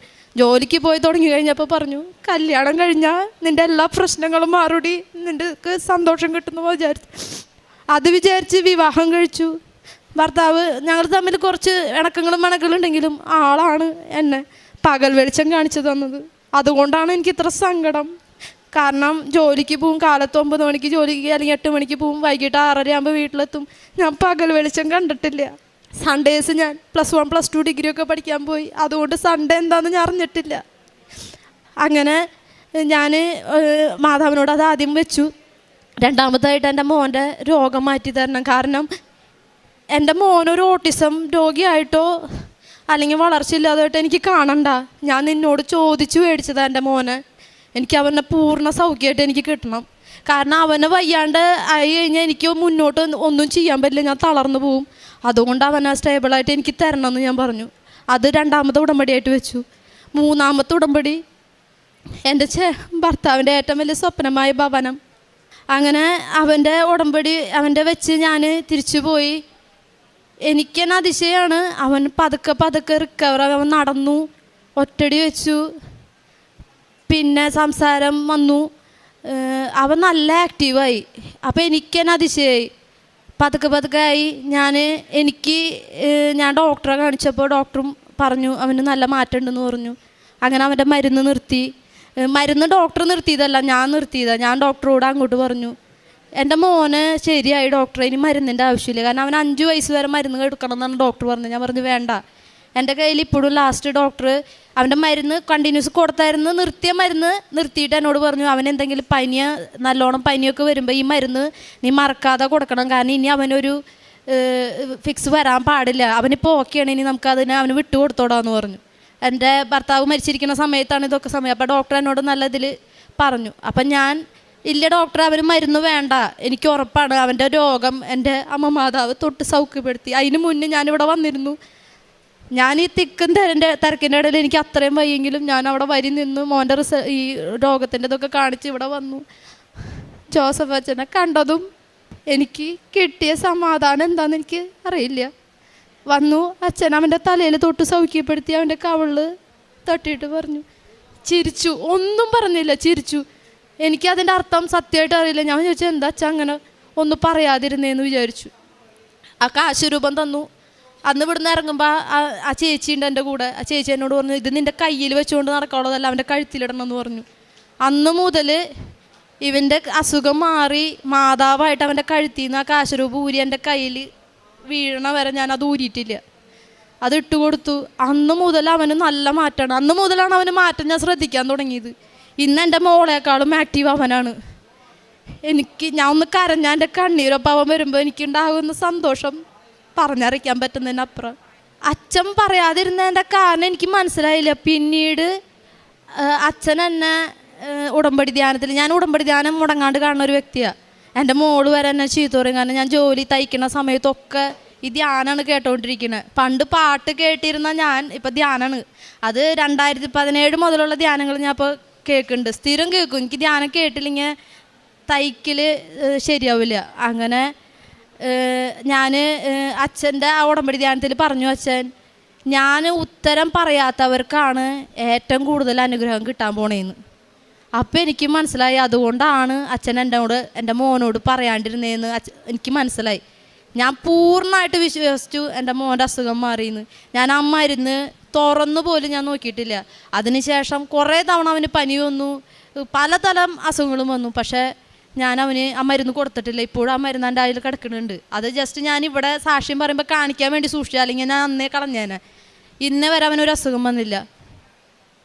അതിന് ഈശോയ്ക്ക് അമ്മോടും പറയാൻ പറ്റുന്ന കോടാനുകോടി നന്ദി. കാരണം അവൻ ഓക്കെ അല്ലായിരുന്നെങ്കിൽ ഞാനും പതുക്കെ ഡിപ്രഷനിലേക്ക് പോയേനെ. എനിക്കൊന്നും ചെയ്യാൻ മുന്നോട്ട് പോകാൻ പറ്റില്ലായിരുന്നു. അങ്ങനെ പതുക്കെ എൻ്റെ മോളുടെ നാവിൻ്റെ കെട്ട്, അവൾ ആളാന്നൊന്നും കറക്റ്റായിട്ട് വർത്തമാനം പറയാൻ ബാക്കോട്ടായിരുന്നു എങ്കിലും പറഞ്ഞു തുടങ്ങിയാലും ക്ലിയർ അല്ലായിരുന്നു. പക്ഷേ ഞാനെന്നും അവളുടെ നാവിൽ തൈലം, വിശുദ്ധ തൈലം പുരട്ടും, നെറ്റിയിൽ പുരട്ടും, ഉപ്പ് കൊടുക്കും, തേനൊക്കെ അവൾക്ക് ഭയങ്കര ഇഷ്ടമാണ്. അങ്ങനെ അത് അവൾ കഴിക്കും. പതുക്കെ പതുക്കെ അവൾ വർത്തമാനം പറയാൻ തുടങ്ങി. പിന്നെ അവൾക്ക് അലർജിയുടെ അസുഖമുണ്ട്, ഭയങ്കര ചുമയാണ്. ആ ചുമ വരുമ്പോൾ രാത്രി അവൾ കരയും, കരഞ്ഞ് ഛർദ്ദിക്കും. അപ്പോൾ എന്താ പ്രശ്നം എന്ന് വെച്ചാൽ, ഒപ്പം മോനും വാശി, അവനെ എടുക്കണം. ഇവള് കരയുമ്പോൾ ഇവളെ എടുക്കാറ് അവളുടെ അപ്പനാ. അപ്പോൾ ആളുടെ പ്രസൻസ് ഇല്ലാത്ത കാരണം എനിക്ക് ഇവളെ കരയിക്കാണ്ട് നോക്കണം. ഞാനപ്പോൾ പരമാവധി ഇവളെ കരയിക്കാണ്ട് നോക്കും. അപ്പോൾ എന്താ ചെയ്യേണ്ടതെന്ന് വിചാരിച്ചിരിക്കുന്ന സമയത്താണ് കാശുരൂപത്തിൻ്റെ കാര്യം ഓർമ്മ വരുന്നത്. ഞാൻ അപ്പോൾ കാശുരൂപം എടുത്ത് കഴുത്തിലിട്ട് കൊടുത്തു. അന്ന് മുതൽ അവൾക്ക് കുഴപ്പമില്ല, ചുമ മാറി. അങ്ങനെ ആ വിഷയം മാറി കിട്ടി. അങ്ങനെ ഇരിക്കുമ്പോൾ തൊഴിലിൻ്റെ കാര്യത്തിൽ തീരുമാനമാവാൻ വേണ്ടിയിട്ട് എന്ത് ചെയ്യുമെന്ന് ആലോചിച്ചിരിക്കുമ്പോഴാണ് എനിക്ക് ഒരു ധ്യാനത്തിൽ, പള്ളിയിൽ ധ്യാനത്തിൽ കേൾക്കണ മാതാവിൻ്റെ ജോലിയാണ് തയ്യൽ എന്നുള്ളത്. സത്യം പറഞ്ഞാൽ തയ്യലോട് എനിക്ക് താല്പര്യമില്ലായിരുന്നു. ചേട്ടൻ മരിച്ചതോടുകൂടി ആകെ ഡിപ്രഷൻ ആയതുകൊണ്ട് നല്ല തുണി മേടിച്ച് വെട്ടാനും തയ്ക്കാനും പേടിയായിരുന്നു, എനിക്ക് ഭയം. അപ്പം ഞാൻ വിചാരിച്ചു, എൻ്റെ അമ്മയുടെ ജോലിയല്ലേ, അതും എൻ്റെ ഭർത്താവ് മരിക്കുന്നതിന് 1 മാസം മുന്നാണ് ഞാൻ ആ തയ്യലിൻ്റെ ക്യാബിൻ തിരിക്കണതൊക്കെ. അപ്പോൾ അത് ദൈവം എനിക്ക് വേണ്ടി കരുതിയതാന്ന് വിചാരിച്ചു. ഞാൻ അതിലേക്ക് ഇറങ്ങി. അങ്ങനെ അത് മുന്നോട്ട് പോയി. എനിക്ക് നല്ലൊരു വരുമാനമായി. പതുക്കെ പതുക്കെ എനിക്ക് കാനഡയിൽ നിന്ന് ഓർഡർ വന്നു. 2 പ്രാവശ്യം ഞാൻ കാനഡയിലേക്ക് ഡ്രസ്സ് തയ്ച്ചയച്ചു. അതിൽ നിന്നൊരു വരുമാനം കിട്ടി. ഇപ്പോൾ ഡാൻസിൻ്റെ ഡ്രസ്സ്, അവർക്ക് ആ ഡാൻസിൽ എനിക്ക് സന്തോഷം എന്ന് പറഞ്ഞാൽ, അവർക്കത് സ്റ്റേറ്റ് ലെവലിൽ അവരുടെ കാനഡയിൽ ഡാൻസ് കളിച്ചിട്ട് അവർക്ക് ഫസ്റ്റ് കിട്ടിയെന്ന് പറഞ്ഞ് ഞാൻ അറിയിച്ചു. എനിക്കത് വലിയ സന്തോഷം ഉണ്ടായി. അതിനുശേഷം ഒരു ഓർഡർ കിട്ടി, അതും തയ്ച്ചയച്ചു. അങ്ങനെ ഞാൻ തയ്യൽ മുന്നോട്ട് കൊണ്ടുപോയി. ഇപ്പോൾ ഒരു സ്റ്റാഫിനെ വെച്ച് തയ്ക്കാറായി. അതിൻ്റെ ഇടയിൽ ഇത് മാത്രം പോരാ, കടങ്ങൾ വീട്ടണം, എന്ത് ചെയ്യണമെന്ന് ചിന്തിച്ചിരിക്കുന്ന സമയത്ത് LIC എന്ന് പറഞ്ഞിട്ട് അതിൽ നിന്നൊരു കോള് വന്നു. അപ്പം അങ്ങനെ പാർട്ട് ടൈമായിട്ട് ചെയ്താൽ മതി എന്ന് പറഞ്ഞപ്പോൾ ഞാൻ ചിന്തിച്ചു, ശരിയാ, ഞാൻ മാതാവിനോട് ചോദിച്ചതാണ് എൻ്റെ മക്കളൊക്കെ നോക്കിക്കൊണ്ട് എനിക്ക് ചെയ്യാൻ പറ്റുന്ന ജോലി. അങ്ങനെ ആ ജോലി ഞാൻ എടുത്തു. എനിക്ക് അങ്ങനെ അതിൽ നിന്ന് കമ്മീഷൻ കിട്ടി. ഞാൻ അതും ഇതും കൂടി ആയപ്പോൾ ഞാൻ എല്ലാ കാര്യങ്ങളും ഇന്ന് വരെ ഞാൻ എൻ്റെ മാതാവിനോട് ആദ്യമായിട്ട് പറഞ്ഞത്, എൻ്റെ മോളൊരു മിഠായി ചോദിച്ചാൽ എനിക്കത് മേടിച്ചു കൊടുക്കാൻ പറ്റണം. അതേ ഞാൻ പറഞ്ഞിരുന്നുള്ളൂ. പക്ഷേ ഇന്ന് വരെ അവൾ ചോദിച്ചതൊക്കെ ഞാൻ ക്രമം വിട്ട് മേടിച്ചു കൊടുക്കണ ആളല്ല, പക്ഷേ അവൾക്ക് ആവശ്യമുള്ളതൊക്കെ എനിക്ക് ചെയ്യാൻ പറ്റി, അവളുടെ കൂടെ നിൽക്കാൻ പറ്റി. അങ്ങനെ അവളുടെ കാര്യങ്ങൾ മുന്നോട്ട് പോയി. അങ്ങനെ ഇരിക്കുമ്പോൾ ചെറിയ ചെറിയ ഒരു വിഷമങ്ങൾ കുടുംബത്ത് ഉണ്ടായി. അത് വലിയ കാര്യങ്ങളൊന്നുമല്ല. പക്ഷെ ഞാൻ വിചാരിച്ചു, എന്നാൽ എനിക്ക് എന്തെങ്കിലും സംഭവിച്ചാൽ മക്കൾക്ക് എന്തെങ്കിലും ചെയ്തിടണം. ചേട്ടാ ആഗ്രഹിച്ച ഒരു കാര്യമാണ്, അതിന് തുടക്കം വയ്ക്കാം എന്ന് വിചാരിച്ച് ഞാൻ ഭവനം തുടങ്ങാമെന്ന് വിചാരിച്ചു. അങ്ങനെ ഇരിക്കുന്ന സമയത്ത് ഞാൻ ഭവനം തുടങ്ങാമെന്ന് നിശ്ചയിച്ച സമയത്ത് അപ്പച്ചൻ മരിച്ചു. അപ്പം ഞാൻ വിചാരിച്ചു, ഇനിയിപ്പോൾ അപ്പച്ചനില്ലല്ലോ, ഇനിയിപ്പോൾ അതിൻ്റെ ഡിപ്രഷനിൽ പോയി. അങ്ങനെ ഇരിക്കുമ്പോൾ എന്നാലും കുഴപ്പമില്ല, തുടങ്ങാമെന്ന് ബ്രദർ പറഞ്ഞു, നീ തുടങ്ങിക്കോ, നമുക്ക് ചെയ്യാമെന്ന് പറഞ്ഞു. അങ്ങനെ ഞാൻ വീടിൻ്റെ പണി തുടങ്ങി. 3-ാം മാസം എനിക്കറിയില്ല, എൻ്റെ കയ്യിൽ 10 രൂപയില്ല, ഒന്നുമില്ല. ഞാൻ എന്ത് കണ്ടാ പണി തുടങ്ങിയത് എനിക്കറിയില്ല. കുറച്ച് സ്വർണ്ണം ഉണ്ടായിരുന്നു, പക്ഷെ നിങ്ങൾക്കറിയില്ല, അതുകൊണ്ടൊന്നും ഒരു വീട് പണി നടക്കില്ല. ഞാൻ എൻ്റെ ആഗ്രഹമാണോ അത് ദൈവത്തിൻ്റെ ആഗ്രഹമാണോ എന്നറിയാൻ വേണ്ടി ഞാൻ ആധാരം കൊണ്ട് അച്ഛൻ്റെ അടുത്തേക്ക് വന്നു. അന്നും അച്ഛൻ മാതാവിൻ്റെ അടുത്ത് തൊട്ട് മുത്തിച്ചു, ഒന്നും പറഞ്ഞില്ല. പക്ഷെ എനിക്കറിയാം പറയാത്തതാണ് നല്ലതെന്ന്. അത് വിശ്വസിച്ചു ഞാൻ അമ്മയോട് കാര്യങ്ങളൊക്കെ പറഞ്ഞു. അമ്മ, ഞാൻ തുടങ്ങാൻ പോവാ, നിനക്കറിയാം ഒരു ഇഷ്ടികയുടെ വില പോലും, അതായത് ഒരു ഓളോബ്രിസ് കട്ടയുടെ വിലയോ ഒരു സിമെൻറ്റ് ചാക്കിൻ്റെ വിലയോ ഒരു കമ്പിയുടെ വിലയോ ഒന്നും അറിയാത്ത ഞാൻ, എന്തിനാ ഒരു വീടിൻ്റെ സ്ക്വയർ ഫീറ്റ് എത്രയാണെന്ന് പോലും അറിയാത്ത ഞാൻ വീട് പണി തുടങ്ങി. എനിക്കറിഞ്ഞോടെ എവിടെ നിന്നൊക്കെ എനിക്ക്, അതായത് ഇന്ന ആളോട് പറയും, ആ പണി അവിടെ ഏൽപ്പിക്കുന്ന ആൾക്കാർ പറഞ്ഞ് ഒരുപാട് സഹായങ്ങൾ പൈസയായിട്ടല്ല, ഇന്ന ആൾക്ക് ഏൽപ്പിക്കുന്നു പറഞ്ഞു വന്നു. ഞാൻ ഒക്കെ ചോദിച്ചറിഞ്ഞു. ഞാൻ വീട് ഫുള്ളായിട്ട് കോൺട്രാക്ട് കൊടുക്കാണ്ട് ഞാൻ പണിയിപ്പിച്ചു. 6 മാസം കൊണ്ട് എൻ്റെ വീട് പണി കഴിഞ്ഞു. ഈ വരുന്ന 18-ാം തീയതി ഞാൻ എൻ്റെ വീട്ടിലേക്ക് താമസാവാണ്. ഞാൻ അമ്മേനെ ക്ഷണിക്കാൻ വന്നതാണ്. തകർന്നു പോയി എൻ്റെ കൂടാരത്തെ തിരിച്ച് പണിത് തന്ന ആളെൻ്റെ അമ്മ. എനിക്ക് ഉള്ളൊരു ഭയം എന്ന് പറഞ്ഞാൽ, ഞാൻ ഉടമ്പടിയിൽ ഞാനിപ്പോൾ അവസാനം ഇനി വേറൊന്നും എനിക്ക് വെക്കില്ല. എൻ്റെ ഉടമ്പടിയിലെ ഒരുവിധം എല്ലാ കാര്യങ്ങളും കഴിഞ്ഞു, എനിക്ക് ഉടമ്പടി വെക്കാനില്ല. പക്ഷെ ഞാൻ അമ്മയോട് ഫസ്റ്റ് വെച്ച ഉടമ്പടി കഴിഞ്ഞ പ്രാവശ്യം പുതുക്കിയപ്പോൾ, എനിക്ക് മരണം വരെ നിൻ്റെ ഉടമ്പടിയിലാവണം. എനിക്ക് ആവശ്യങ്ങളൊന്നുമില്ല, പക്ഷെ എനിക്ക് മരണം വരെ നിൻ്റെ ഉടമ്പടിയിലാവണം. കാരണം എനിക്കും ദൈവത്തിന് മാത്രം, അമ്മയ്ക്ക് മാത്രം അറിയാവുന്നൊരു സത്യമുണ്ട്. എൻ്റെ ഇങ്ങേ സൈഡിൽ കുറേ ഡിപ്രഷൻ ഒളിഞ്ഞു കിടക്കുന്നുണ്ട്. ഒരു പറയുകയാണെങ്കിൽ സുനാമിക്ക് മുന്നേ കിടക്കണ തിരമാല പോലെ, അല്ലെങ്കിൽ ഉരുൾ പൊട്ടാൻ പോണതിന് മുന്നുള്ള മല പോലെ, ശാന്തമായി കിടക്കണ മല പോലെ കുറേ ഡിപ്രഷനുകൾ ഇപ്പുറത്തുണ്ട്. എനിക്ക് മുന്നോട്ടൊരു ജീവിതമില്ല, എനിക്കൊരു എണയില്ല. ജീവിതകാലം മുള്ളും ഞാൻ ഭാരം വഹിക്കണം. എൻ്റെ മക്കളെ ഞാൻ എങ്ങനെ പഠിപ്പിക്കുന്നൊക്കെ ഉള്ളൊരു പേടി, ആ ഡിപ്രഷൻ ഇപ്പുറത്ത് കിടക്കുന്നുണ്ട്. അപ്പോഴാണ് ഞാനത് യേശുവോട് പറഞ്ഞപ്പോൾ എനിക്ക് വചനം കിട്ടണേ. യേശയുടെ സുവിശേഷം, യേശയുടെ പുസ്തകം 45-ാം അധ്യായം. നിന്റെ സൃഷ്ടാവാണ് നിന്റെ ഭർത്താവ്, സൈന്യങ്ങളുടെ കർത്താവാണ് എന്നവൻ്റെ പേരെന്ന്. അന്ന് മുതൽ ഞാൻ എൻ്റെ ഭർത്താവിൻ്റെ സ്ഥാനം എൻ്റെ ഈശോയ്ക്ക് കൊടുത്തു. എൻ്റെ അപ്പൻ്റെ സ്ഥാനം വഹിക്കുന്നത് എൻ്റെ ഈശോയാ. അന്ന് മുതൽ എനിക്ക് തിരിഞ്ഞു നോക്കേണ്ട വന്നിട്ടില്ല. എല്ലാ കാര്യങ്ങളും എനിക്ക് അതിശയിക്കുന്ന രീതിയിൽ എൻ്റെ കാര്യങ്ങൾ നടന്നു. അങ്ങനെ പ്രേക്ഷിത പ്രവർത്തനമായിട്ട് ഞാൻ ചെയ്യാറ്, പത്രം മേടിക്കും, ഞാൻ വീടുകളിൽ കൊടുക്കും. ഞാൻ പറഞ്ഞു കൊടുക്കുക എൻ്റെ അവസ്ഥ പറഞ്ഞിട്ടാണ്. അപ്പം എൻ്റെ മോള് ചോദിക്കും, എന്തിനമ്മ ഇത് കൊടുക്കണമെന്ന് ചോദിക്കുമ്പോൾ ഞാൻ എൻ്റെ മോളോട് പറയും, നിൻ്റെ അമ്മ എന്ന് നിൻ്റെ മുന്നിൽ ജീവനോടെ നിൽക്കുന്നുണ്ടെങ്കിൽ ഈ പത്രടി കാരണം എന്ന് പറയും ഞാൻ. അങ്ങനെ ഞാൻ പത്രങ്ങൾ കൊടുക്കും. അത് കഴിഞ്ഞു പിന്നെ കാരുണ്യ പ്രവൃത്തിയായിട്ട് ചെയ്യാൻ ഞാൻ പറഞ്ഞ പോലെ ഞാൻ ദാരിദ്ര്യത്തിലാണ്. പക്ഷേ എൻ്റെ വീട്ടുകാർക്ക് പോലും അറിയില്ല. എനിക്ക് 300 രൂപ തൈക്കൂലി കിട്ടിയാൽ അതിൽ നിന്ന് 100 രൂപ ഞാൻ വേറെ ആൾക്ക് കൊടുത്തിരിക്കും. അത് ഞാൻ മാതാവിനോട് പറഞ്ഞിട്ടുള്ള കാര്യമാണ്. അങ്ങനെ ഞാൻ കുറേ പേർക്ക് കൊടുത്തിട്ടുണ്ട്. ആർക്കും അറിയില്ല, ഞാൻ ആരോടും പറഞ്ഞിട്ടില്ല. അങ്ങനെ വീടിൻ്റെ അടുത്തൊരു എനിക്കറിയണ ഒരു കുട്ടിയുടെ ഭർത്താവ് ആക്സിഡൻറ്റ് പറ്റി, ആർക്കും അറിയില്ല. ഞാൻ പോയി അവളെ ഹോസ്പിറ്റലിൽ പോയി കണ്ടു. ഞാനൊരു 2000 രൂപ അവളുടെ കയ്യിൽ വെച്ച് കൊടുത്തു. അത് പൈസയായിട്ട് പറയുന്നത് വേറെ ഒന്നും കൊണ്ടല്ല. അതിൻ്റെ പിറ്റേ ദിവസം 4000 രൂപയായിട്ട് ഒരാൾ എൻ്റെ കയ്യിൽ കൊണ്ട് വെച്ച് തന്നു.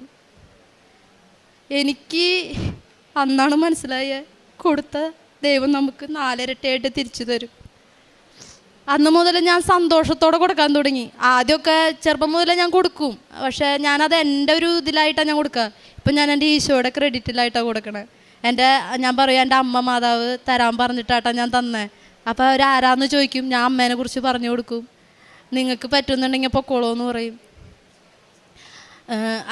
പിന്നെ എനിക്ക് വന്ന മാറ്റം എന്ന് പറയാൻ കുർബാന. അത് സത്യം പറഞ്ഞാൽ ഞാൻ മൗണ്ടകത്തിൽ നിന്ന് കുർബാന കണ്ടായിരുന്ന ഞാനാ. കുട്ടികളെ തന്നത് ചോദിച്ച് മേടിച്ച് ദൈവത്തിൽ നിന്ന് കിട്ടി. പക്ഷെ കുട്ടികളുടെ പേര് പറഞ്ഞ് ഞാൻ മൗണ്ടകത്തിൽ നിന്നാണ് ഞാൻ കുർബാന കണ്ടായിരുന്നത്. ഇവിടെ ഉടമ്പടി എടുത്തതിന് ശേഷം പതുക്കെ ഞാൻ പള്ളിയുടെ ഉള്ളിലേക്കാക്കി. പിന്നെ ഞാൻ അച്ഛനെ നോക്കി കുർബാന കാണാൻ തുടങ്ങി. പിന്നെ നോക്കിയപ്പോൾ ആൾത്താരയിലുള്ള ക്രൂശിത രൂപം നോക്കി പ്രാർത്ഥിക്കാൻ തുടങ്ങി. ഒരു ദിവസം ഞങ്ങളുടെ പള്ളിയിലെ ആൾത്താര പണി കഴിഞ്ഞു. ആൾത്താര തുറന്ന് കാണിക്കുന്ന സമയത്ത് ഞാൻ കണ്ട കാഴ്ച എനിക്ക് പറഞ്ഞറിയിക്കണേലപ്പുറം. ആരെങ്കിലും അത് ശ്രദ്ധിച്ചിട്ടുണ്ടോയെന്ന്, ഇടവക്കാർ ശ്രദ്ധിച്ചിട്ടുണ്ടോയെന്ന് എനിക്കറിയില്ല. ആ ക്രൂശിത രൂപത്തിൻ്റെ മുകളിൽ നമ്മുടെ പിതാവ് 2 കൈ വിരിച്ച് നിൽക്കുന്ന ഒരു ഫോട്ടോ ഉണ്ട്. അത് കണ്ടതും എനിക്ക് മനസ്സിലായി. എന്നോട് പറയണ എന്നോട് ആരോ ചെവിയിൽ പറയണ പോലെയാണ് എനിക്ക് തോന്നിയത്. നിനക്ക് വേണ്ടി എൻ്റെ പുത്രനെ വരെ ത്യാഗം ചെയ്യാൻ ഞാൻ തയ്യാറാണെങ്കിൽ നീ എനിക്ക് എത്ര വിലപ്പെട്ടതാണെന്നാണ് എന്നോട് ചോദിച്ചത്. അപ്പോൾ പിന്നെ എനിക്ക് ധൈര്യമായി. സത്യം പറഞ്ഞാൽ ഇപ്പോൾ ഇവിടുന്ന് ഇറങ്ങിയ 0 ബാലൻസ് എൻ്റെ അക്കൗണ്ട്. നാളെ ഒരു സ്വന്തമായിട്ടൊരു കുടുംബമായിട്ട് ജീവിക്കുമ്പോൾ കറണ്ട് ബില്ല്, കേബിളിൻ്റെ ബില്ല്, അങ്ങനെയൊക്കെ അറിയാമല്ലോ, ചിലവുകളുണ്ട്. പക്ഷേ യാതൊരു പേടി എനിക്കില്ല. കാരണം ഇന്ന് വരെ ഞാൻ തിരിഞ്ഞു നോക്കുമ്പോൾ എന്നെ അതിശയിപ്പിക്കുന്ന കുറേ കാര്യങ്ങളുണ്ട്. ഇന്ന് വരെ താങ്ങിയ ദൈവം എൻ്റെ മരണം വരെ താങ്ങുന്നുള്ള ധൈര്യമാണ്. ഞാൻ എപ്പോഴും ചേട്ടൻ മരിച്ചതിന് ശേഷം ഞാൻ എൻ്റെ ഹൃദയം ഇവിടെ ഉടമ്പടി എടുത്ത് വന്ന് കാശുരൂപം നെഞ്ചിലണിയാൻ തുടങ്ങി. അതിന് ശേഷം ഞാൻ ശ്രദ്ധിക്കാൻ തുടങ്ങി. എൻ്റെ ഹൃദയം ഞാൻ ഇടയ്ക്ക് കൈവച്ച് നോക്കും. ഇടിക്കണത് പോലും ഞാൻ അറിയണില്ല. ആരോ കൈവെള്ളയുടെ ഉള്ളിൽ സൂക്ഷിച്ച പോലെ. പണ്ടൊക്കെ ഒരു എക്സാമിന് പോകുമ്പോൾ എൻ്റെ ഹൃദയം ഇടിക്കുക, അത് പറഞ്ഞറിയിക്കാനപ്പുറം. പക്ഷേ ഇന്ന് എന്തൊരു പ്രതിസന്ധി വന്നാലും ഞാൻ ഹൃദയത്തിൽ കൈവച്ച് നോക്കുമ്പോൾ സത്യം പറഞ്ഞാൽ അത് അവിടെ ഉണ്ടെന്ന് പോലും എനിക്കറിയില്ല. ആരോ ഒരു കുഞ്ഞ കൈവളയിൽ സൂക്ഷിച്ച പോലെ. ഒരു ടെൻഷനും ഞാൻ ഇന്നവരെ അറിഞ്ഞിട്ടില്ല. ഒരു വീട് പണി കഴിയുമ്പോഴത്തെ ഒരു ടെൻഷൻ നിങ്ങൾക്കറിയാലോ, ഒന്നും ഞാൻ അറിഞ്ഞിട്ടില്ല. എല്ലാവർക്കും അതിശയമാണ്. ഞാൻ ഈ 18-ാം തീയതി കുറ്റീശയാന്ന് പറഞ്ഞ് ഞാൻ വിളിച്ചപ്പോൾ എല്ലാവരും ചോദിക്കണം, അതിന് നീ വീട് പണി തുടങ്ങാൻ പോകണമെന്നല്ല പറഞ്ഞാൽ തുടങ്ങിക്കഴിഞ്ഞാന്നാണ് ചോദിക്കുന്നത്. 6 മാസത്തിൻ്റെ ഉള്ളിൽ വീട് പണി കഴിഞ്ഞു എന്ന് പറയുമ്പോൾ എല്ലാവർക്കും അതിശയമാണ്. വീട് പണിക്ക് വന്നവർ തന്നെ എന്നോട് പറഞ്ഞു, വാർക്ക പൊളിക്കാനൊക്കെ വന്നവർ പറഞ്ഞു, ചേച്ചിയൊക്കെ ഭാഗ്യ, ഓരോരുത്തർ വീട് പണിതിട്ടിട്ട് ഇപ്പോഴും പണി കഴിയാത്തവരുണ്ടെന്ന് അവരെന്നോട് പറഞ്ഞു. ചേച്ചിക്കൊക്കെ എന്തോ അനുഗ്രഹം ഉണ്ടെന്ന് പറഞ്ഞു. അതുപോലെ പെരുമഴയത്താണ്, അതായത് റെഡ് അലർട്ട് പറഞ്ഞ അന്ന് എൻ്റെ വീടിൻ്റെ മെയിൻ വാർക്ക. പക്ഷേ ആ വാർക്ക കഴിയണ വരെ മഴ പെയ്തില്ല. അതിന് ശേഷം മഴ പെയ്ത്. അപ്പോൾ എല്ലാവരും പറഞ്ഞു, ഇത് ഭയങ്കര അതിശയല്ലേ ചേച്ചി. അപ്പോൾ ഞാൻ അവരോടൊക്കെ പറഞ്ഞു, ഞാൻ ആ തറക്കല്ലിടുമ്പോൾ അച്ഛൻ്റെ അടുത്തുനിന്ന് ഞാൻ പറഞ്ഞില്ലേ വെഞ്ചിരിച്ച കാശുരൂപം മേടിച്ച് കൊണ്ടുപോയിട്ട് ഞാൻ 4 ചുറ്റിലും ആ കാശുരൂപം മെയിനായിട്ടുള്ള തറക്കല്ലിൽ ഞാൻ വെച്ചിട്ടാണ് തുടങ്ങിയത്. ഞാൻ പറഞ്ഞു ഇത് ഞാൻ പണിയണ വീടല്ല, എൻ്റെ അമ്മ മാതാവ് ഈശോയും കൂടി പണിയണ വീടാണ്. ഞാൻ ടെൻഷൻ അടിക്കണ്ട, അത് അവർ വേണ്ട വിധം ചെയ്തോളും. ലാസ്റ്റായപ്പോൾ കാശ് തികയാണ്ടായി വന്നപ്പോൾ ഞാൻ ടെൻഷൻ അടിച്ചു. അപ്പം ഞാൻ വിചാരിച്ചു, കുറച്ച് നേരം കഴിഞ്ഞപ്പോൾ എൻ്റെ ഉള്ളിലിരുന്ന് പരിശുദ്ധാത്മാവ് പറയുക, നീ അപ്പം സത്യത്തിൽ ദൈവത്തിലാണ് വിശ്വസിച്ചത്, നിൻ്റെ കയ്യിലുണ്ടായിരുന്ന കാശിലാണ് വിശ്വസിച്ചതെന്ന്. അപ്പോഴാണ് എനിക്ക് മനസ്സിലായത്. അങ്ങനെ ഞാൻ പതുക്കെ ഞാൻ ആ ടെൻഷൻ ഉപേക്ഷിച്ചപ്പോൾ പിന്നെയും കാര്യങ്ങൾ സ്മൂത്തായി നടക്കാൻ തുടങ്ങി. ഈ വരുന്ന 18-ാം തീയതി എൻ്റെ വീടിൻ്റെ പാല് കാച്ചലാണ്. അത് എന്നെ അതിശയിപ്പിക്കുന്ന ഒന്നാണ്. ഞാൻ തകർന്നു, ഇനി എനിക്കൊരു ജീവിതം മുന്നോട്ടില്ല എന്ന് ഞാൻ വിചാരിച്ച നിമിഷം തുടങ്ങി എൻ്റെ കരം പിടിച്ച് നടക്കുന്ന ഒരു ഈശോയുണ്ട്. ഒരു മഴയോ വെയിലോ ഒന്നും തന്നെ എന്നെ ബാധിച്ചിട്ടില്ല. എല്ലാം താങ്ങുന്ന ഒരു ദൈവം എനിക്കുണ്ട്. അതിന് എൻ്റെ ഈശോയ്ക്കും എൻ്റെ ഈശോയെ എനിക്ക് തന്ന എൻ്റെ അമ്മ മാതാവിനും കോടാനുകോടി നന്ദിക്കും ഒരുപാട് കോടാനുകോടി നന്ദി പറഞ്ഞുകൊണ്ട് ഞാൻ എൻ്റെ സാക്ഷ്യം പറയുവാണ്. ഞാൻ ഷേർലി, എറണാകുളത്ത് നിന്ന് വരുന്നു. എൻ്റെ 1ാമത്തെ അനുഭവ സാക്ഷ്യം, ഇതെൻ്റെ മകളാണ്. അവൾ UK-യിലായിരുന്നു. അപ്പോൾ കുറച്ച് നാളുകളായിട്ട് ഇപ്പം ഒരു 3 വർഷമായിട്ടുണ്ട്. അപ്പം ഞാൻ 2023 ഞാൻ ആദ്യം ഉടമ്പടി എടുത്തത്. ആ ഉടമ്പടി എടുത്തത് തന്നെ ഞാൻ എൻ്റെ മകൾക്ക് വേണ്ടി ശക്തമായിട്ട് പ്രാർത്ഥിച്ചുകൊണ്ടായിരുന്നു. അപ്പം മകൾ UK അങ്ങ് പോയി കഴിഞ്ഞിട്ട് എനിക്ക് ഇച്ചിരി സങ്കടമൊക്കെ ഉണ്ടായിരുന്നു. അപ്പോൾ ഞാൻ അമ്മയോട് എപ്പോഴും പറയുമായിരുന്നു, അമ്മ എൻ്റെ മകളെ നോക്കിക്കോണം, അമ്മ എൻ്റെ മകളെ നോക്കിക്കോണം എന്ന് എപ്പോഴും. ഇവളാണ് എൻ്റെ ഒരു ഇതുപോലെ. അങ്ങനെയായി ആ ഇടയ്ക്ക് അമ്മ ആദ്യത്തെ കൊച്ചിവൊക്കെ ഉണ്ടായിരുന്നു. ഇവൾ ആദ്യത്തെ കുഞ്ഞിനെ 8 മാസം ഉള്ളപ്പോഴാണ് ഇവൾ കുഞ്ഞിനെയും കൊണ്ട് ഭർത്താവുമായിട്ട് അവൾ വിദേശത്തേക്ക് പോയത്. അത് കഴിഞ്ഞ് അവളവിടെ ചെന്ന് കുറച്ച് നാൾ കഴിഞ്ഞപ്പോഴേക്ക് അവൾക്ക് എനിക്ക് ദർശനത്തിൽ കാണുവാണ് ഇവൾ 2ാമത് ഗർഭിണിയായെന്ന്. അപ്പം ഞാനോർത്ത് എന്താ അമ്മ ഇതിങ്ങനെ. അപ്പം ഞാൻ ഇവളെ പറ്റി എനിക്കൊരു വിവരം കിട്ടുന്നുമില്ല. അത് കഴിഞ്ഞ് ഒരു 2 മാസം കഴിഞ്ഞപ്പോൾ ഇവൾ എന്നെ വിളിച്ചിട്ട് പറയും, മമ്മി ഞാൻ ഗർഭിണിയാണെന്ന്. അപ്പം ഞാൻ ഓർത്ത് അമ്മ എനിക്ക് കാണിച്ചു തന്നത് സത്യമാണല്ലോ എന്ന് ഓർത്ത്. പിന്നെ ഞാൻ പ്രാർത്ഥിക്കാൻ തുടങ്ങി. അപ്പോൾ എൻ്റെ മനസ്സിലേക്കൊരു കാര്യം, അവൾക്കെന്തോ സംഭവിക്കാൻ പോണ്, അവൾക്കും എൻ്റെ കുഞ്ഞിനും എൻ്റെ മകൾക്കും കൊച്ചിനും എന്തോ സംഭവിക്കാൻ പോണ്.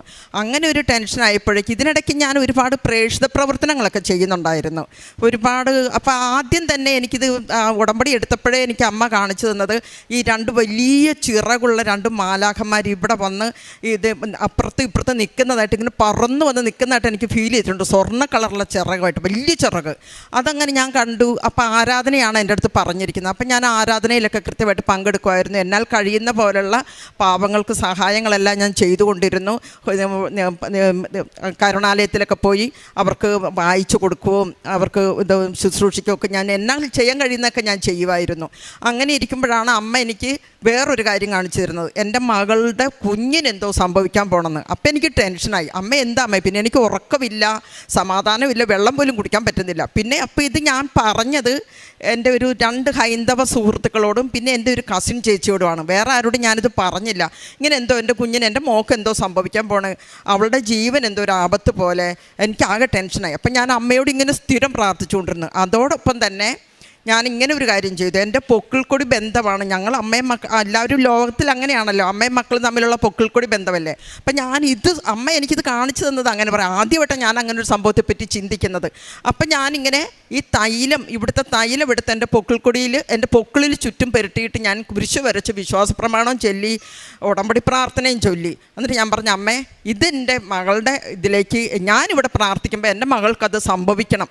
അങ്ങനെ കുറച്ച് നാൾ കൂടി കഴിഞ്ഞ് ഇതങ്ങോട്ട് മുന്നോട്ട് പോവുകയാണ്. അപ്പോഴും എനിക്ക് സമാധാനമില്ല. അങ്ങനെ അപ്പം ഇവക്ക് കുഴപ്പമൊന്നും ഇല്ലെന്നുള്ളത് ഞാൻ അറിയുന്നുണ്ട്, പ്രശ്നങ്ങളില്ല എന്ന് ഞാൻ അറിയുന്നുണ്ട്. ഇത് ഇടയ്ക്ക് എന്നാലും എൻ്റെ മനസ്സിലേക്ക് ഇത് വരുക, അവൾക്കെന്തോ സംഭവിക്കാൻ പോകണമെന്ന്. ഇങ്ങനെയായി കുറച്ച് നാൾ കൂടി കഴിഞ്ഞ് ഞാൻ അമ്മയോട് പറയുവാണ്. അപ്പോൾ എനിക്ക് ഏലീശയുടെ അടുത്ത് അമ്മ തിടുക്കത്തിൽ പോകുന്ന ഒരു സംഭവത്തെപ്പറ്റി അമ്മ എൻ്റെ മനസ്സിലേക്ക് ഓർമ്മിപ്പിച്ചു. അപ്പം ഞാൻ അമ്മയോട് പറഞ്ഞത്, അമ്മേ അവൾക്കാരുമില്ല, അവളുടെ ഭർത്താവും കൊച്ചുങ്ങളും മാത്രമേ ഉള്ളൂ, കൊച്ചും മാത്രമേ ഉള്ളൂ, പുതിയ സ്ഥലമല്ലേ, അവിടെയല്ലേ. അപ്പോൾ അവൾക്ക് ഞാൻ ആദ്യത്തെ പ്രസവം നന്നായിട്ടൊക്കെ നടത്തി കൊടുത്തതാണ്. അമ്മ അവളെ ഒന്ന് സുരക്ഷിതമായ കയ്യിലേക്ക്, അവൾക്കും കുഞ്ഞുങ്ങൾക്കും ഒരു കുഴപ്പം വരാത്ത വിധം അവളെ സുരക്ഷിതമായിട്ട് അമ്മ ആക്കണമെന്ന് പറഞ്ഞു. അതിൽ ഞാൻ കാണുന്നത് എന്നാന്ന് വെച്ചാൽ അമ്മ ഭയങ്കര വലിയ അമ്മ പോകുന്നേ. അമ്മ പറന്നു പോയിട്ട് ഇവൾ കിടക്കുന്ന കട്ടിലിൻ്റെ അരികിൽ അമ്മ ഇരിക്കുന്നു. അപ്പോഴാണ് എനിക്ക് മനസ്സിലായത് ഗർഭിണിയായ ഇവളുടെ അരികിൽ അമ്മ ഇരിക്കുന്നു, പരിശുദ്ധ അമ്മ ഇരിക്കുന്നു. അപ്പോൾ എനിക്ക് സമാധാനമായി. പിന്നെ ഞാൻ കിടന്ന് ഉറങ്ങാൻ തുടങ്ങി, ഭക്ഷണം കഴിക്കാൻ തുടങ്ങി. എന്നാലും വിശ്വസിച്ച് പ്രാർത്ഥിച്ചുകൊണ്ടിരുന്നു. വിശ്വാസ പ്രമാണവും ഇത് ഉടമ്പടി പ്രാർത്ഥനയും ജപമാലയുമാണ്. എനിക്ക് ഏത് നേരം ഇതേ എനിക്ക് ചിന്തയുള്ളൂ, ഇവളെ സംരക്ഷിക്കണം, ഇവൾക്കും കുഞ്ഞുങ്ങൾക്കൊരു ആപത്തും വരരുത് എന്നുള്ളൊരു പ്രാർത്ഥന മാത്രം. ഇതിന് ശേഷം ഞാനപ്പം ഇങ്ങനെ പ്രാർത്ഥിച്ചുകൊണ്ടിരുന്നല്ലോ, എൻ്റെ മകളെ സുരക്ഷിതമായിട്ട് പിള്ളേർ 2 നോക്കണ്ടേ. എന്തായാലും പ്രസവം കഴിഞ്ഞതേ എനിക്കൊരു പിക്ചർ അയച്ചു, 2 പാത്രമായതിൻ്റെ. ഇവളുടെ നെഞ്ചത്ത് തന്നെ കുഞ്ഞ് കിടക്കുന്നതായിട്ട് എനിക്കൊരു ഫോട്ടോ അയച്ചു. അത് വിളിച്ചിട്ടൊന്നുമില്ല. അതിൽ ഞാൻ ഒരു 3-4 ദിവസം കഴിയുമ്പോൾ ഞാൻ അമ്മയോട് പറഞ്ഞു, അമ്മ എനിക്ക് അവളുടെ സ്വരം ഒന്ന് കേൾക്കണം, വീഡിയോ കോളെങ്കിലും എനിക്കൊന്ന് കേൾപ്പിച്ച് തരാമോ അമ്മയെന്ന്. അന്നേ ദിവസം രാവിലെ കുർബാനയ്ക്ക് നിന്ന് കഴിഞ്ഞപ്പോഴാണ് ഞാൻ ഈശോയോട് ഇത് പറയണത്. അന്നേ ദിവസം ഒരു 11 മണിയായപ്പോൾ, നമ്മുടെ ഇന്ത്യൻ ടൈം 11 മണിയായപ്പോൾ ഇവൾ എന്നെ വിളിച്ചിരിക്കുന്നു വീഡിയോ കോള്. അപ്പോൾ ഇവളെന്നെ കൊച്ചിനെയും കാണിച്ചു തന്നു. അപ്പോഴും എനിക്ക് മനസ്സിലായി എൻ്റെ അമ്മ എൻ്റെ കാര്യത്തിൽ നന്നായിട്ട് ശക്തമായിട്ട് ഇടപെട്ടിട്ടുണ്ട്. അത് കഴിഞ്ഞ് പിന്നെ എനിക്കൊരു സംശയം, അന്ന് ഇവൾക്ക് സുഖമില്ലെന്ന് കണ്ടത് അല്ലെങ്കിൽ കൊച്ചിനെന്തോ ദോഷം വരാൻ പോകണമെന്ന് കണ്ടത് എൻ്റെ തോന്നലാണോ, അങ്ങനെ ഒരു സംശയം എനിക്കുണ്ടായിരുന്നു. ഇത് കഴിഞ്ഞ് ഇവൾ അന്ന് എന്നെ വീഡിയോ കോൾ വിളിച്ച് അന്ന് തുടങ്ങി അവൾ ഇന്ന് വരെ എന്നെ വിളിച്ചിട്ടുണ്ട്. അത് പിന്നെ വിളിക്കും ഇതുവരെ നിർത്തിയിട്ടില്ല. അതിനിടയ്ക്ക് അപ്പം എനിക്കൊരു സംശയം, അത് എനിക്ക് തോന്നിയതായിരിക്കും, അമ്മയ്ക്കും കുഞ്ഞിനും കുഴപ്പമൊന്നുമില്ലല്ലോ, എൻ്റെ ഒരു പൈശാചിക തോന്നലായിരുന്നു. അതിൽ ഇവളൊരു കുഞ്ഞിന് 2 മാസം കഴിയുമ്പോൾ ഇവളെന്നെ വിളിച്ചിട്ട് പറഞ്ഞു, മമ്മിക്കറിയോ ഡോക്ടർമാർ പല പ്രാവശ്യം പറഞ്ഞതായി കുഞ്ഞിനെ അബോർട്ട് ചെയ്യാൻ പറഞ്ഞതാന്ന്. എനിക്കത് കേട്ടതിൻ്റെ ചങ്ക് തകർന്നു പോയി. ഞാൻ കണ്ടതും എന്തോ എൻ്റെ കുഞ്ഞിന് അബദ്ധ വരാൻ പോണു, അത് സത്യമാണല്ലോ എന്നുള്ള ഇതായിരുന്നു എനിക്ക്. അപ്പോൾ ഈ കുഞ്ഞിന് ജനിച്ചാലും വേറെ പ്രശ്നങ്ങൾ ഉണ്ടാകുമെന്ന് ഡോക്ടേഴ്സ് പറഞ്ഞിട്ടുണ്ടായിരുന്നു. ഇവളെ ഓരോ പ്രാവശ്യം അബോർട്ടിനുള്ളത് ഫിക്സ് ചെയ്തിട്ട് പോരും. പക്ഷേ ഇവൾക്ക് പിന്നെ തോന്നത്തില്ല, ഞങ്ങൾ വളർത്തിക്കോളാം, എന്തവസ്ഥയാണെങ്കിലും ഞങ്ങൾ വളർത്തിക്കോളാം എന്നുള്ളത് ധൈര്യത്തോടെ ഇവളുടെ ഭർത്താവും പറയാൻ തുടങ്ങി. അതിനുശേഷം വേറൊരു കാര്യമുള്ളത്, ഇവളെ ഭർത്താവ് പൊന്നുപോലെ ഒരമ്മ നോക്കുന്ന പോലെ ഇവളെ നോക്കി എന്നുള്ളതാണ്. അത് ഞാൻ അമ്മയോട് പറഞ്ഞ, കാരണം ഇവളുടെ ഭർത്താവ് അത്ര നോക്കുന്നൊന്നും എനിക്കറിയില്ലായിരുന്നു. അത്രയ്ക്കൊന്നുള്ള കഴിവൊന്നും അവനില്ല. ഒരു അമ്മ ചെയ്യുന്ന, കാരണം അവന് പെങ്ങന്മാരില്ല, അത് കാരണം അങ്ങനെയൊന്നും അവൻ ചെയ്യില്ല. അപ്പം ഞാൻ അമ്മയോട് പറഞ്ഞ, അമ്മ തന്നെ ഇവളുടെ ഭർത്താവിൽ പ്രവർത്തിച്ചിട്ട് ഇവൾക്ക് എന്തൊക്കെയാണോ വേണ്ടത് അതെല്ലാം ഇവൾക്ക് ചെയ്തു കൊടുത്തു. എനിക്കതും ഒരു സന്തോഷമായി. അത് കഴിഞ്ഞ് ഇവളതെല്ലാം എൻ്റെ അടുത്ത് പറയുന്നുണ്ട്. പിന്നെ ഇവൾക്ക് കൊടുക്കാനുള്ള ഇതൊക്കെ ഞാൻ ഓരോന്ന് പറയുമ്പോൾ അതനുസരിച്ചൊക്കെ ഇവളുടെ ഭർത്താവ് ചെയ്തു കൊടുത്തുകൊണ്ടിരുന്നു. അങ്ങനെയായി 2 മാസം കഴിഞ്ഞപ്പോൾ ഇവൾ എൻ്റെ അടുത്ത് ഈ സത്യം പറയുന്നത്, മമ്മി ഇങ്ങനെയായിരുന്നെന്ന്. അപ്പം ഞാൻ പറഞ്ഞു, മോളെ ഇത് മാതാവിൻ്റെ അനുഗ്രഹമാണ്. അങ്ങനെ അതൊരു വലിയൊരു അത്ഭുതം. ഇപ്പോൾ ദേ ഈ കുഞ്ഞാണ്, ആ കുഞ്ഞിനൊന്ന് കാണിച്ചു കൊടുത്ത നമ്മളെ, ഇതാണ് ആ കുഞ്ഞ്. 2 വയസ്സായി. ഇപ്പം 6 മാസമായപ്പോൾ ഞാൻ ഇവളുടെ ഫോട്ടോ കൊണ്ടുവന്ന് കാണിച്ച് ഞാനൊന്ന് സാക്ഷ്യം പറഞ്ഞിട്ട് പോയായിരുന്നു. അന്ന് ഇതുപോലെ ഞാനിവിടെ മാതാവിൻ്റെ അടുത്ത് ഇവിടെ വന്ന് നിന്നു. അമ്മ എന്താ ചെയ്യണ്ടേ, കുഞ്ഞിന് 6 മാസമായി, എനിക്കെന്നെ സന്തോഷം പറഞ്ഞറിയിക്കാൻ വയ്യ. അന്നേരം അമ്മ ഇങ്ങനെ കണ്ണ് തുറന്നിങ്ങനെ കാണിക്കുന്നുണ്ട് ഈ ഇടത്തെ സൈഡിലേക്ക്. അപ്പം ഞാനോർത്ത് എന്താ അമ്മ എന്നോട് പറയുന്നത്, അമ്മ എന്നോട് എന്തോ പറയാൻ ശ്രമിക്കുന്നു. അപ്പോൾ എനിക്ക് എന്താണെന്ന് മനസ്സിലാവുന്നില്ല. അന്നേരം ഞാൻ ഇവിടുന്ന് പള്ളിക്കകത്തുനിന്ന് ഇവിടുന്ന് ഇറങ്ങി പുറത്തേക്ക് നോക്കുമ്പോൾ അവിടെ ജോമോൾ സിസ്റ്റർ ഇരിപ്പുണ്ട്. അപ്പോൾ സിസ്റ്റർ എന്നെ കണ്ടത് എന്നോട് ചോദിച്ചാൽ, ചേച്ചിക്ക് എന്താ പറയാനുള്ളതെന്നാ. അതാണ് അമ്മ എന്നെ കണ്ണുകൊണ്ട് കാണിച്ചത്, മാതാവ്. അന്നേരം അമ്മയ്ക്ക് ജീവനുണ്ടെന്നുള്ളതിൻ്റെ പരിപൂർണ്ണ സത്യമാണത്. അതെനിക്ക് അപ്പോഴും വീണ്ടും എനിക്ക് മനസ്സിലായി. അത് കഴിഞ്ഞ് അപ്പം എന്നോട് ജോമോൾ സിസ്റ്റർ ചോദിച്ചു കഴിഞ്ഞപ്പോൾ ഞാൻ ഇതാണ് കാര്യമെന്ന് പറഞ്ഞു കൊച്ചിൻ്റെ ഫോട്ടോയും കാണിച്ചു കൊടുത്ത്. അപ്പം എന്നോട് ജോമോൾ സിസ്റ്റർ പറഞ്ഞു, ചേച്ചി ഇപ്പം തന്നെ സാക്ഷ്യം പറയ്, അത് കഴിഞ്ഞ് കൊച്ചു വന്നു കഴിയുമ്പോൾ കൊച്ചിനെ ഇവിടെ കൊണ്ടുവന്ന് സാക്ഷ്യം പറഞ്ഞാൽ മതി എന്ന് പറഞ്ഞു. അത് ഞാൻ ഇപ്പം കൊണ്ടുവന്ന് കൊച്ചിനെ കൊണ്ടുവന്ന് സാക്ഷ്യം പറഞ്ഞിരിക്കുന്നു. പിന്നെ 2ാമത്തെ അത്ഭുതം, എനിക്ക് എൻ്റെ മോൾക്ക് ഞങ്ങൾക്ക് ഇച്ചിരി സാമ്പത്തിക പ്രശ്നങ്ങളൊക്കെ ഉണ്ടായിരുന്നു. ഇവൾ 10ാം ക്ലാസ് +2 ഒക്കെ കഴിഞ്ഞ് നിന്ന സമയത്ത്. അന്നേരം നേഴ്സിങ്ങിന് പഠിക്കണമെന്നുണ്ടെങ്കിൽ എനിക്ക് ലോൺ എടുക്കണമായിരുന്നു. അപ്പോൾ ലോൺ എടുത്താൽ ഞാൻ ഇവളെ നേഴ്സിംഗ് പഠിപ്പിച്ചത്. അത് ഞങ്ങൾ അടച്ചുകൊണ്ടിരുന്ന് പിന്നെ കൊറോണയൊക്കെ ആയപ്പോഴേക്കും ഞങ്ങൾക്ക് അതിനുള്ള തടസ്സമൊക്കെ വന്നു. അത് കഴിഞ്ഞപ്പോഴേക്കും ഇവൾ UK പോയത് കൊറോണ കഴിഞ്ഞിട്ടാണ്. അന്നേരം ബാങ്കുകാർ പറഞ്ഞു ഒരുമിച്ച് പൈസ അടയ്ക്കാൻ പറഞ്ഞു. അന്നേരം ഞങ്ങളെ കൊണ്ട് അത് പറ്റത്തില്ലായിരുന്നു. അത്യാവശ്യം നല്ലൊരു സംഖ്യ പറഞ്ഞു. ഞങ്ങൾ ചെറിയ തുകയാണ് ബാങ്കിൽ നിന്ന് എടുത്തതെങ്കിലും പക്ഷേ അത്യാവശ്യം വലിയൊരു തുകയാണ് ബാങ്കുകാർ പറഞ്ഞത്. അന്നേരം ഞങ്ങൾക്കത് ബുദ്ധിമുട്ടായി. അതോടെ അവർ കേസ് കൊടുത്തു. ഇപ്പോൾ 2-2.5-3 വർഷമായിട്ട് കേസ് കളിച്ചുകൊണ്ടിരിക്കുമായിരുന്നു. ഈ കഴിഞ്ഞ തിങ്കളാഴ്ച അത് സെറ്റിൽമെൻറ്റ് ചെയ്യാൻ സാധിച്ചു. അതും 8 ലക്ഷം 9 ലക്ഷം പറഞ്ഞു കൊടുത്ത് വെറും 2 ലക്ഷത്തിന്, പിന്നെ 30,000 രൂപ അവരുടെ വക്കീൽ കോടതി കയറിയതിനുള്ള ഫീസായിട്ടും. അങ്ങനെ 8 ലക്ഷം പറഞ്ഞു കൊടുത്ത് ആദ്യം 8 പറഞ്ഞു, അത് കഴിഞ്ഞ് പിന്നെ 6 പറഞ്ഞു. ഇപ്പോൾ അത് 2,30,000 രൂപയ്ക്ക് ആ കേസ് സെറ്റിൽമെൻറ്റായി. അതെനിക്ക് വലിയൊരു അനുഗ്രഹം. പിന്നെ എന്നാന്ന് വെച്ചാൽ ഒരുപാട് തടസ്സങ്ങളുണ്ടായിരുന്നു എൻ്റെ ജീവിതത്തിൽ. ഞങ്ങൾക്ക് ഒരുപാട് പ്രശ്നങ്ങളുണ്ടായിരുന്നു. പക്ഷെ ഇതിനെയൊക്കെ അതിജീവിച്ചാണ് ഇന്ന് ഞാൻ ഇവിടെ വന്ന് നിൽക്കുന്നത്. എൻ്റെ മകളും വന്ന് നിൽക്കുന്നു, എൻ്റെ മകളുടെ പിള്ളേരും. പരിശുദ്ധ അമ്മയ്ക്കും എല്ലാം കോടാനുകൂടി നന്ദി പറഞ്ഞുകൊണ്ട് പിന്നെ ഒരുപാട് നന്ദികളൊക്കെ എനിക്ക് ഈശോയോട് പറയാനുണ്ട്. പക്ഷെ ഇവിടെ കൊണ്ട് ഞാനിപ്പം നിർത്തുവാണ്. ദൈവത്തിന് നന്ദി. ഞാൻ കാരുണ്യപ്രവൃത്തി ചെയ്തുകൊണ്ടിരുന്നത് തൃപ്പൂണിത്തുറ റോഡ് സൈഡിലൊക്കെ ആയിരുന്നു. ഭക്ഷണമൊക്കെ മേടിച്ച് വീട്ടിലുണ്ടാക്കി പൊതി കെട്ടിക്കൊണ്ട് കൊടുക്കുമായിരുന്നു. പിന്നെ ഈ പാവങ്ങൾക്ക് വസ്ത്രമൊക്കെ നല്ലതൊക്കെ മേടിച്ച് പുതിയത് കൊണ്ട് കൊടുക്കുമായിരുന്നു. പിന്നെ അപ്പോൾ ഈ വഴിയരികിലുള്ള ഈ കടകളിൽ തൃപ്പൂണിത്തുറ സ്റ്റാൻഡിലും ആശുപത്രികളിലൊക്കെ കൊടുക്കാൻ ചെന്ന് കഴിഞ്ഞപ്പോഴേക്കും അവർ പിന്നെ തടഞ്ഞു. അപ്പോൾ പത്രവും ആ കൂടെ കൊടുക്കും. അത് കഴിഞ്ഞ് അവർ പിന്നെ തടഞ്ഞു, അങ്ങനെ ഫുഡൊന്നും അങ്ങനെ കൊടുക്കാൻ പറ്റില്ല എന്ന് പറഞ്ഞു. പിന്നെ ഞാൻ ഹോട്ടലിൽ നിന്ന് മേടിച്ച് കൊടുക്കലായി. അതിപ്പോഴും എടപ്പള്ളി പള്ളിയിലൊക്കെ പോയാലും അവിടെ വഴിയിലിരിക്കുന്നവർക്ക് എവിടെയെങ്കിലും കണ്ടാൽ, ഇപ്പോൾ കാക്കനാട് ഇവിടെയൊക്കെ പോകുമ്പോഴാണെങ്കിലും നടന്നു പോകുമ്പം ആരെങ്കിലും ഭിക്ഷക്കാരെ കണ്ടാൽ, അവർ വഴിയെ വയ്യാതിരിക്കുന്നവരല്ലേ, അവർക്ക് ഞാൻ അടുത്ത ഹോട്ടലിൽ തപ്പി നടന്ന് ഒന്നുകിൽ ഇവരോട് പറയും എൻ്റെ കൂടെ വരാൻ പറയും, ഇല്ലെന്നുണ്ടെങ്കിൽ മേടിച്ചു കൊണ്ട് ഞാൻ കൊടുക്കും. ഇങ്ങനെയൊക്കെ ഞാൻ കൊടുക്കാറുണ്ട്. അങ്ങനെ എന്നാൽ ചെയ്യാൻ കഴിയുന്നതൊക്കെ ഞാൻ ചെയ്തു കൊടുക്കാറുണ്ട്. പിന്നെ ഇങ്ങനെ ഈ ഇതിനെപ്പറ്റിയൊക്കെ അറിയാൻ പാടില്ലാത്തവരുണ്ട്. ഇനി അറിയാമെങ്കിലും അതൊക്കെ വലിയ കാര്യമില്ല എന്ന് പറയുന്നവരുണ്ട്, കൃപാസന അമ്മയുടെ കാര്യം. അപ്പം ഞാൻ എൻ്റെ ഈ അനുഭവം പറഞ്ഞ് അവരെ ഞാൻ ഇതിലേക്ക് തിരിച്ചു കൊണ്ടുവന്നിട്ടുണ്ട്.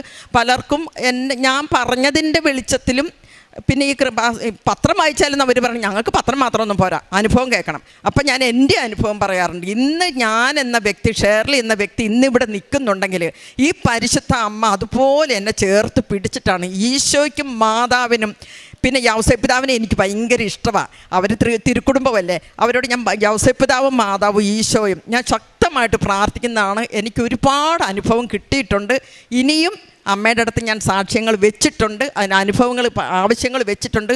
ഇനിയും ഞാനിവിടെ വന്ന് നിന്ന് എനിക്ക് സാക്ഷ്യങ്ങൾ ഇനിയും പറയാനുണ്ട്. ഈശോയ്ക്കും മാതാവിനും നന്ദി. പറ്റുന്ന നാളുകളിലൊക്കെ ഞാൻ സ്ഥിരം കുർബാനയിൽ പങ്കെടുത്തുകൊണ്ടിരുന്നു. പിന്നെ എനിക്ക് കുറച്ച് വന്നു കഴിഞ്ഞപ്പോഴേക്കും എന്നും കുർബാനയ്ക്ക് പോകാൻ പറ്റാതെ വന്നു. അങ്ങനെ ആകുമ്പോൾ ചിലപ്പോൾ 6:30 കുർബാനയ്ക്കൊക്കെ ആയിരിക്കും. അത് കഴിഞ്ഞ് പിന്നെ വീട്ടിലെത്താനൊക്കെ ബുദ്ധിമുട്ടാകും. അങ്ങനെ കുമ്പസാരം 15 ദിവസം കൂടുമ്പോൾ കുമ്പസാരിച്ചു കൊണ്ടിരുന്നു. ഇതെല്ലാം ഇങ്ങനെ ഏറ്റവും മെയിനായിട്ട് പിന്നെ ഈശോയോട് ചേർന്നാണ് പിന്നെ വചനം വായന. അങ്ങനെ പിന്നെ അപ്പം എനിക്ക് പ്രതിസന്ധികൾ വരുമ്പോഴേക്ക് എൻ്റെ മനസ്സിലേക്ക് ആദ്യം വരുന്ന ലൂക്ക 10:19 ഇതാ പാമ്പുകളുടെയും തേളുകളുടെയും ശത്രുവിൻ്റെ സകല ശക്തികളുടെയും മീതെ ചവിട്ടടക്കാൻ നിനക്ക് ഞാൻ അധികാരം തന്നിരിക്കുന്നു, ഒരു ബാധയും നിന്നെ ഉപദ്രവിക്കുകയില്ല. ഇതാണ് എനിക്ക് കേൾക്കുന്നത്. എനിക്ക് ടെൻഷൻ വരുമ്പോഴേക്ക് ഇതെൻ്റെ മനസ്സിലേക്ക് വരും. ഞാനിത് ഉടനെ ചൊല്ലിക്കൊണ്ട് നടക്കും. ഒരു 10-20 പ്രാവശ്യം ഞാനിത് ചൊല്ലിക്കൊണ്ട് നടക്കും. ഇതാണ് സ്ഥിരം എപ്പോഴും പ്രാർത്ഥിക്കാനാണ് നമുക്ക് പ്രേരണ കിട്ടുന്നത്. മറ്റു പല കാര്യങ്ങളെക്കാളും കൂടുതൽ ഈശോയോടാണ് ചേർന്ന് നിൽക്കുന്നത്. ഈശോയ്ക്ക് നന്ദി.